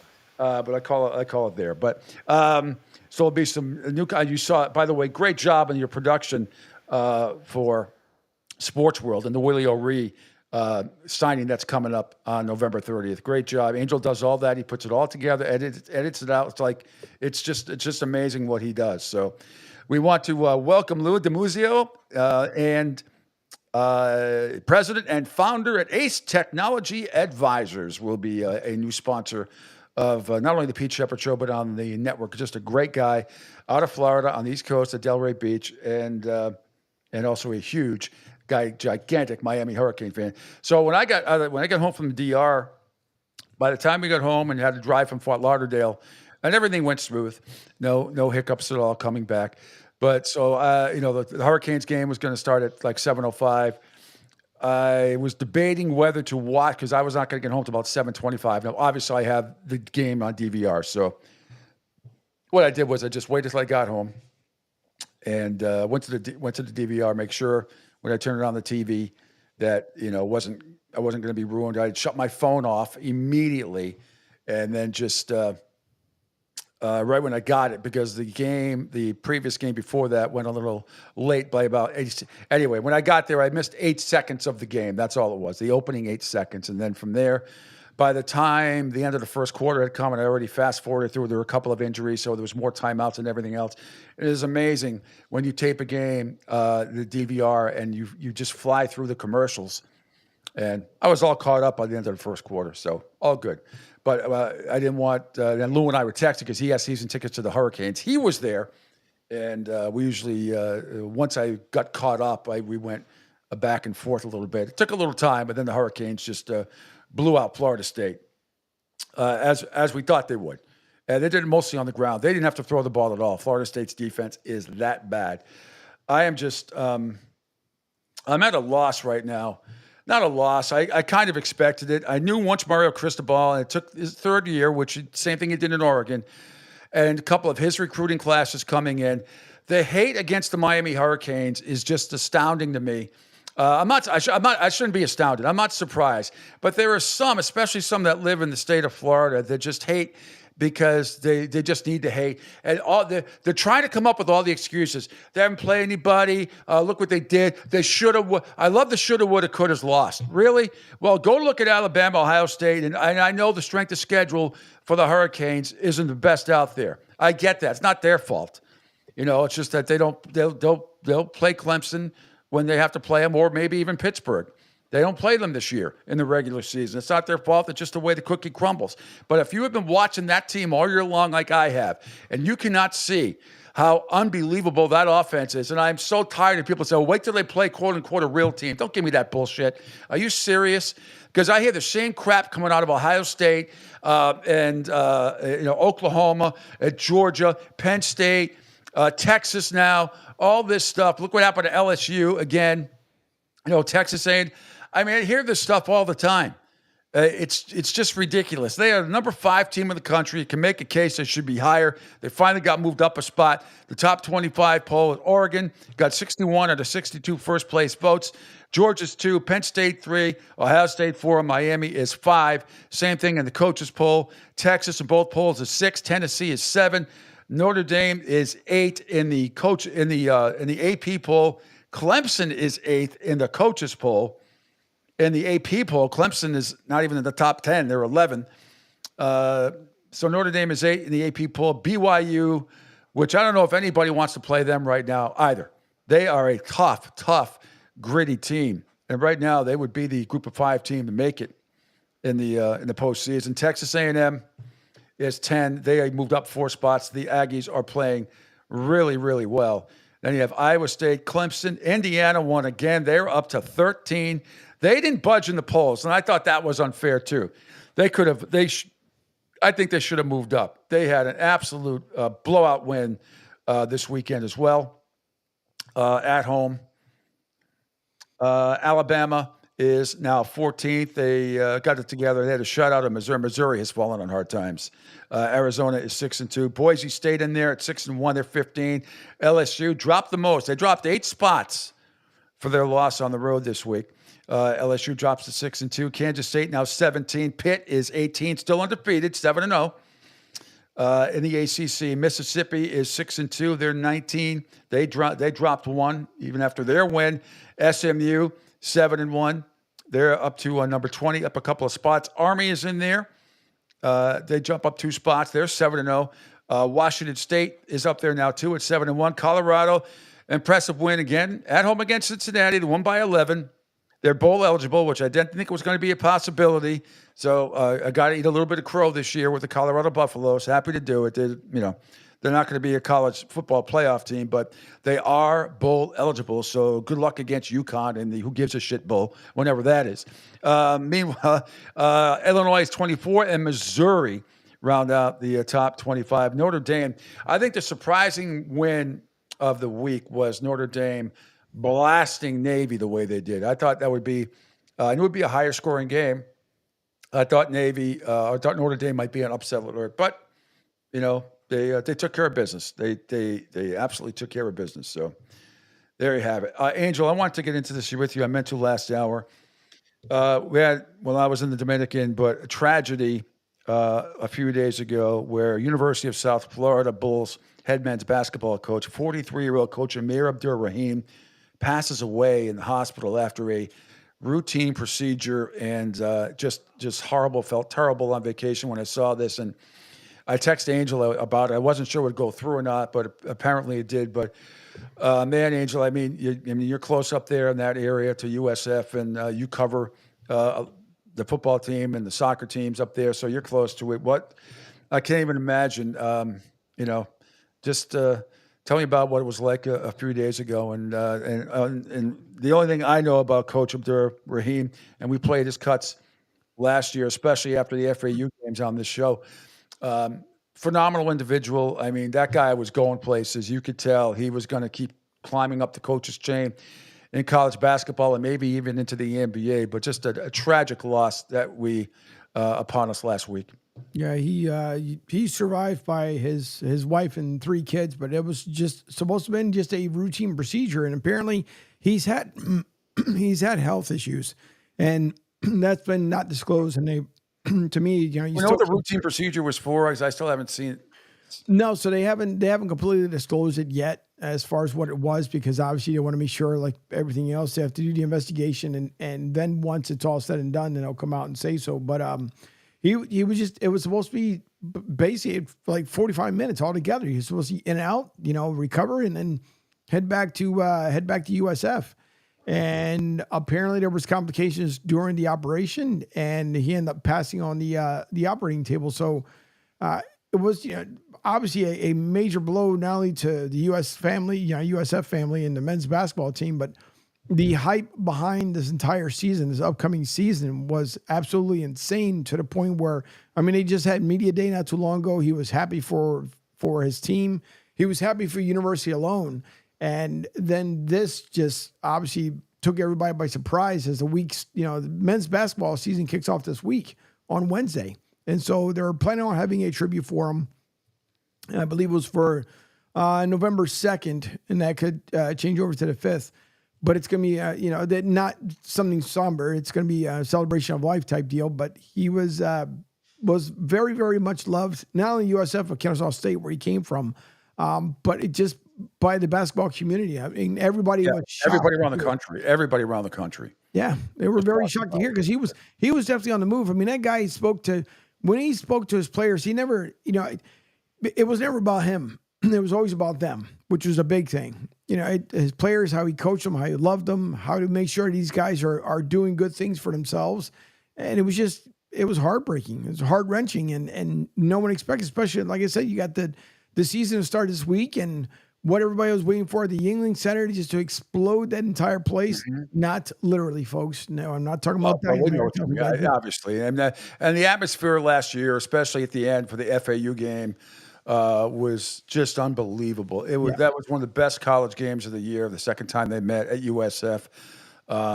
Phenomenal. There's only about, 8 or 9,000 people that can fit into that building, and that was fantastic. If you're a college basketball fan, that was fantastic to see. Yep. So it's a shame. I even know, but I mean, it's going to be, I think for the game, it'll be an electric atmosphere, but it's only because they want to make sure that everybody knows that coach is still there and will be in there for them for the entire season. I had the broadcast day for Friday was all for coach because, again, it's just it's a tough one. As the news got around, so it started when the women were on the pitch for their match, which they had won that day. They had lost, or drew, had a draw over the weekend, but the news started coming out, and apparently, I guess it was shared out on social media. And Dylan was kind of like one of the first ones to kind of let me know he was just he was following it initially, and like everything else, nobody wants to spread a rumor that's out there. But then it was confirmed by the university he had passed. So they had just as the match went underway is when it started coming out that that coach had passed away. But again, a big personality, big person, never just took life for granted and always wanted to make sure that everyone around him excelled. And it's gonna be a hard loss for USF this season. No question. It's a hard loss for all of us. It's just a hard loss period in the college basketball world, even more so. And just a great individual from what I have seen and read. I've never got to talk to the man, but certainly played enough of his highlights and clips to know what he was all about. Just a shame that happened. All right, moving on, because Andrew, you're going to start at 10. I'm going to play a couple more videos, then we'll get out of here a little bit early so you can set up and get going here. Back to shitting on the Jets. So finally, a couple of cuts under my Twitter feed, Angel, if we can. Let's start with the shorter one, and then we'll close out on Get Up this morning. Damian Woody on Get Up. It's the second one down. Now, if you refresh my screen, it's the second one down. Damian Woody, on Aaron Rodgers, and yes, it's OVER, or as some of us say in New England, not down here, but in New England, OVAH, over. Over. What the hell is that? Audio's going to come in too low, I think. I sent you a text yesterday. Yeah. And His mic isn't on, that's why. The Aaron Rodgers era is over. It's officially over with the New York Jets. This team is all right. Let's go to the cut above it. It's Antoine Staley. He used to cover the Dolphins. Antoine used to be on my show back in Florida. I am in Florida. When I was on ESPN Southwest Florida, Antoine was the Dolphin beat reporter for ESPN for a while, and then he got upgraded to the Jets. And see, it's right. It should be the first one right underneath it, Angel. If you refresh my Twitter page, it should be right. It's to be the first one underneath it, Antoine Staley. And this is from Get Up this morning. Hopefully this audio is better. I hope. Oh, you know what? Hold on. There's one here. Give me a sec, because there was two of them here. No, not from Antoine. The one, I didn't see the other one you got. Hold on. That's the one I played was Antoine. That was the bad one. Here's a good one. The one that you had up here. Okay. I had both up there. Okay. I know the darkness. You got to make peace with it. What the hell is that? Greeny, I sent you a text yesterday. Yeah. And it's real plain. The Aaron Rodgers era is over. It's officially over with the New York Jets. This team is worse this year than with Zach Wilson last year playing the quarterback position. They can't stop on defense, they can't stop you when they need stops. They're basic on offense. They poorly coach. In the run game, they don't even know the guys they have to block. And Aaron Rodgers is just a shell of himself. He's not willing to pull the trigger on hardly any of these throws. And Dan, I know Dan has a tape to point some of these things out. Yeah. It's just ridiculous. And I'm just going to echo the point that I made last week about this team. They're just a roster. They're not a team. They're a bunch of hired mercenaries out there that have popular names on the back of their jersey, but they don't play as a team. And it's about time for everyone over at One Just Drive to understand that it's time to blow this thing up. Be real with where you are as an organization. It's time to blow this thing up because it's over. I have a big fucking problem. Yes, I do! Man! Fuck me. This is wrong! Oh my God. This is wrong! It's just wrong! Get 3 more going. Get 3 more going. 3 more working. Put them in the oven. It's fucked! We're going down in flames. Titanic ain't got shit on us. I'm done! You, get out!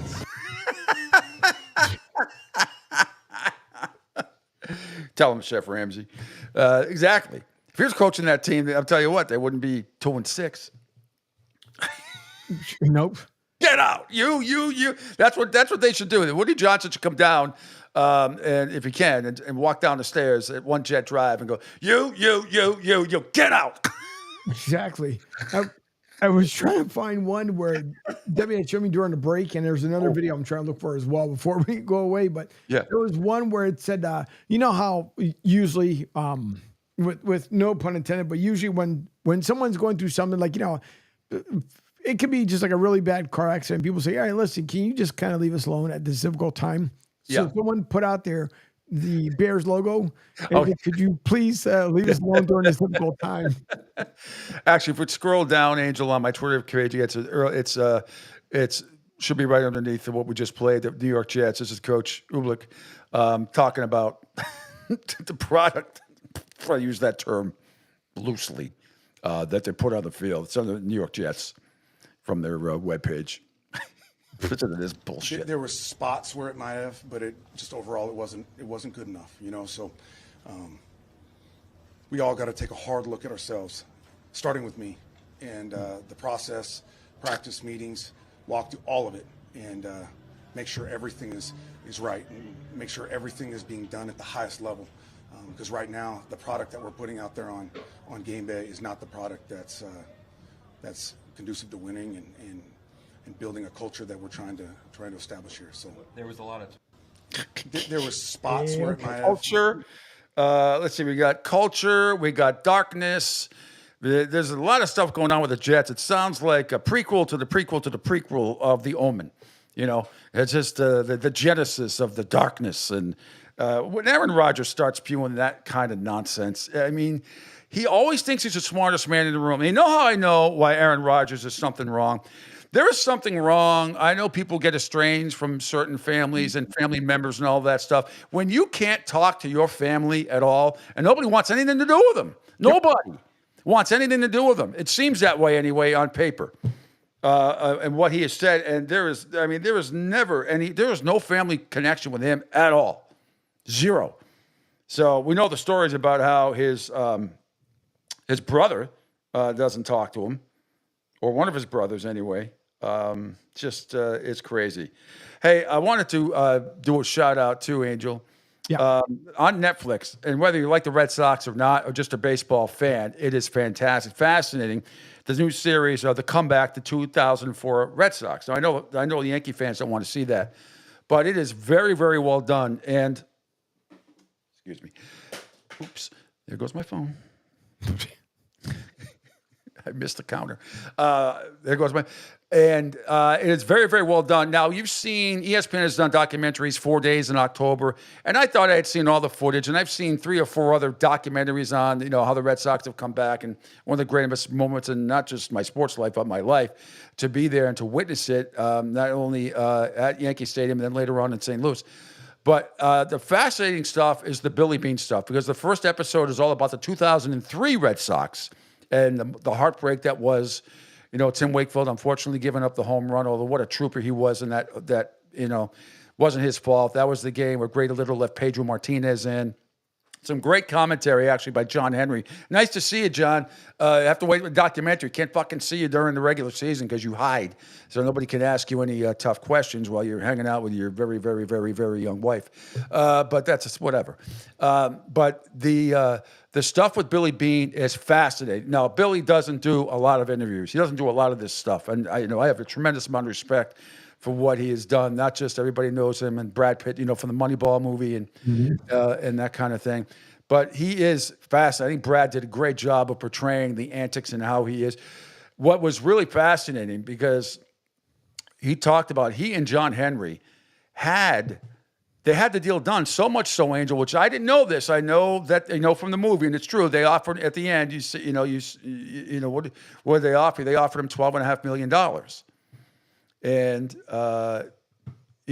obviously he turned it down, but he gets into it. He and John Henry had popped a bottle of champagne and toasted. It was done. The deal was done, and he was going to come on as GM of the Red Sox back in 2002.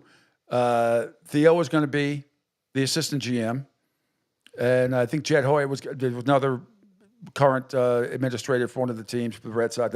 That was going to be there as well. They popped a bottle of champagne. It was done. And then 48 hours later, Bill said, call up John Henry. Billy called up John Henry and said, look, it was just like it was in the movie. He goes, I got a 12-year-old daughter. I'm going to be 3 time zones away. And I just got recently divorced. I don't want to do it. He's like, I don't want to make another decision strictly about money. Very similar to what he said in the movie. He chose the Mets being drafted and the signing bonus as opposed to taking a 4-year free ride to Stanford. And obviously his MLB career didn't pan out the way as a player as everybody thought it would be, being the 5-2 candidate that he was, but didn't happen that way. But it was fascinating to hear Billy Beane, because he does not do a lot of interviews at all of any kind. And I'm surprised he agreed to do this documentary, but he was great.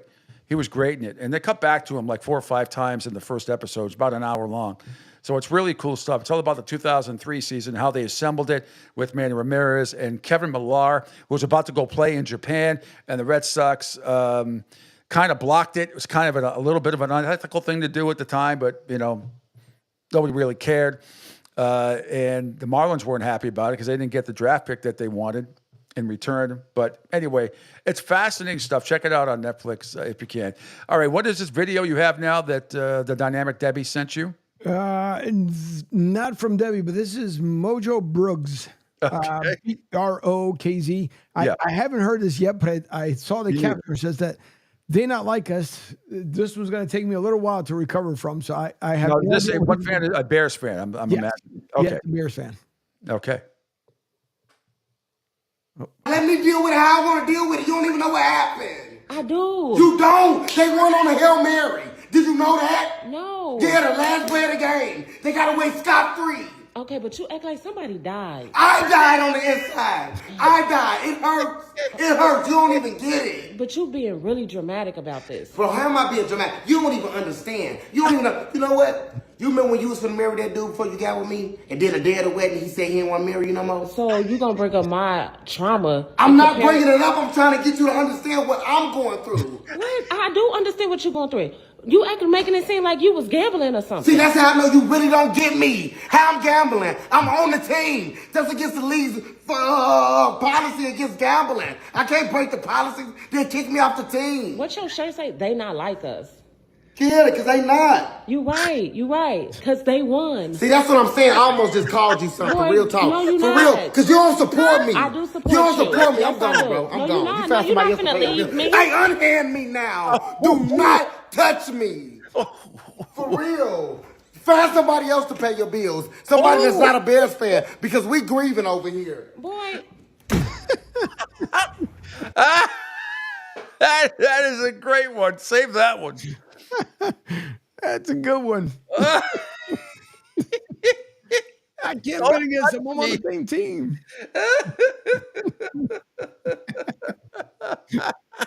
That is some great stuff. Oh my God. Don't find somebody else to pay your bills. The makeup section would be good in that one, though. Oh, yeah. Once he calms down. He shouldn't have swung his hand like that. It's like, don't, come on. Don't take your hands off of me, woman. Oh, that's so freaking good. Sorry, Bears fans. If I ever did that, I get clocked in the head. Rightly so, by the way. By the way, happy anniversary to Elaine. Oh, they were calling her Ellen. What are they calling you in the Dominican? Ilana? You hear me? Open the door. She's working. They're calling her not Elaine. They were going Eleni. That's how they pronounce it. Eleni. They hand over the heart? Yes, hand over heart. Buenos dias, amigo. But buenos dias. Yes. Said yes. Buenos dias. All right, quickly. Yankees Dodgers game 3 tonight. Yankees in desperate need of a win. They are down 0-2. I hope it's 0-3 tonight. Buehler and Schmidt will go at it tonight. I expect a higher scoring game. Shohei Ohtani is going to play in this one, at least, even though he hurt his shoulder. That looked nasty the other night as well in that game. By the way, the only bad part of the trip was we had access to kind of an exclusive lobby area that had higher end liquor and stuff like that. And somebody must have, and you have to use your room key to get in. Somebody let a whole bunch of asshole Yankee fans in, and I'm not saying every fan base has assholes, but there was this group was, and it was right after they went up when Soto hit the home run, and they went up early, 1-0, and it was just like they kind of took over this, lounge, which I had planned on just planting my ass down. Peanut Gallery went to bed; she was exhausted, but I had planned on just having a nice. So I ended up going to another bar that was in there that had the game on, obviously, but it was quite obnoxious. And when Freeman hit the game-winning grand slam, first time ever in MLB history, it was It's been a glorious few days for me. It really has. All the teams that I hate have all lost, and in humiliating and record-breaking fashion. But that's just the way it is. But Shohei Ohtani sliding into base, and he's supposed to be able to start tonight as well. Dodgers won the first 2 games, started by Jack Flaherty and Yamamoto. And Buehler gets the nod for game 3. Following losses, the game started by Garrett Cole and Carlos Rodon. Clark Schmidt gets the ball for New York in a matchup of former first-round picks. So in the postseason anyway, Buehler's 0-1, 9 innings pitched. His ERA is 6. Schmidt is, for the Yankees, no record. He's pitched 9 innings, 3.86 ERA. The total tonight, it's the Yankees are favored -145. You know my policy. Always, if you're going to bet on these games, bet the underdog. The Dodgers are 100 to make $1.22. And the total tonight in the game is 8.5. And I would go over. The first game pushed. The second game went under. 8.5. The Yankees' bats are due. Judge can't get out of his own way right now. He's in a huge, gigantic slump. I have a feeling the Yankee bats are probably going to come alive tonight. And I'm looking at a 7-6 win by somebody, but I'm taking over 8.5. There you have it. That is going to be my play tonight, my lock. Monday Night Football tonight as well, which, let me see, I might be able to get a couple of cuts in here before we get out of here. The Giants are at Pittsburgh. What a horrible game this is going to be. Yep. And here's Daniel Jones real quick. Here's on his conversations with Brian Daboll this week. You said you had a short conversation with Dave's during the game about the decision to come out of the game. How has that gone since this point, and what's kind of been relayed to you? We went over the game, watched the film, spoke about the game. I'll leave a lot of that private, but like I said, I'm getting ready to play Pittsburgh. Obviously, no one's happy about the way the game went last week. I think there's a number of issues that we're all working to address and improve, and that's what we got to do. So, starting with me, and I'm taking that approach, but we're moving forward this week, and I think that's our mindset. All right, one more from Malik Neighbors, Giants wide receiver, says on his comments about being open last week. Malik, when you were saying repeatedly after the game, I was open, what did you mean by that? I was open. I mean, that's something I said last week and last game. It's a new week. I don't want to talk about it. Whoopsies. Anyway, Steelers are 5-2. The Giants are, I don't know how they won 2 games, but they did. They are 2-5. The total tonight is 36.5. Tough one. Probably going to be right around that number. I guess, gun to my head, I'd probably have to say under, but that is not a game I would touch. I would probably. The Steelers in this one are favored by 6. This is a good teaser bet. Pittsburgh and the under. So you tease it up to 42.5. It's just a straight teaser. So you get the Steelers as a pick at home and under 42.5. So that's what I'm going to do tonight. That will be my play. All right, that is going to do it for this fine program today. Let me see. I need some good closing music for the show. It's been a hell of a show. Angel Martinez is coming up next with Martinez and Company. He's grooving. Martinez and Company coming up next, Angel, and I'm sure you're going to have high praise for your Philadelphia Eagles, amongst other things. And then all the rest of the shows coming up today on the network is going to be fantastic. Tomorrow, I will be back with more guests. Jay Flannelly will make his weekly visit at 8:30, and we'll have getting back into our NBA and NHL scheduled guest as well as all the latest college football and NFL news. And hopefully there'll be more quotes coming out of One Jet Drive today, and we'll make more fun of the Jets tomorrow in a very classy way, as I always do. Angel, you're the man. Your show's coming up next. I am Pete. I'm back tomorrow at 7 in the a.m. Bye-bye, kiddies.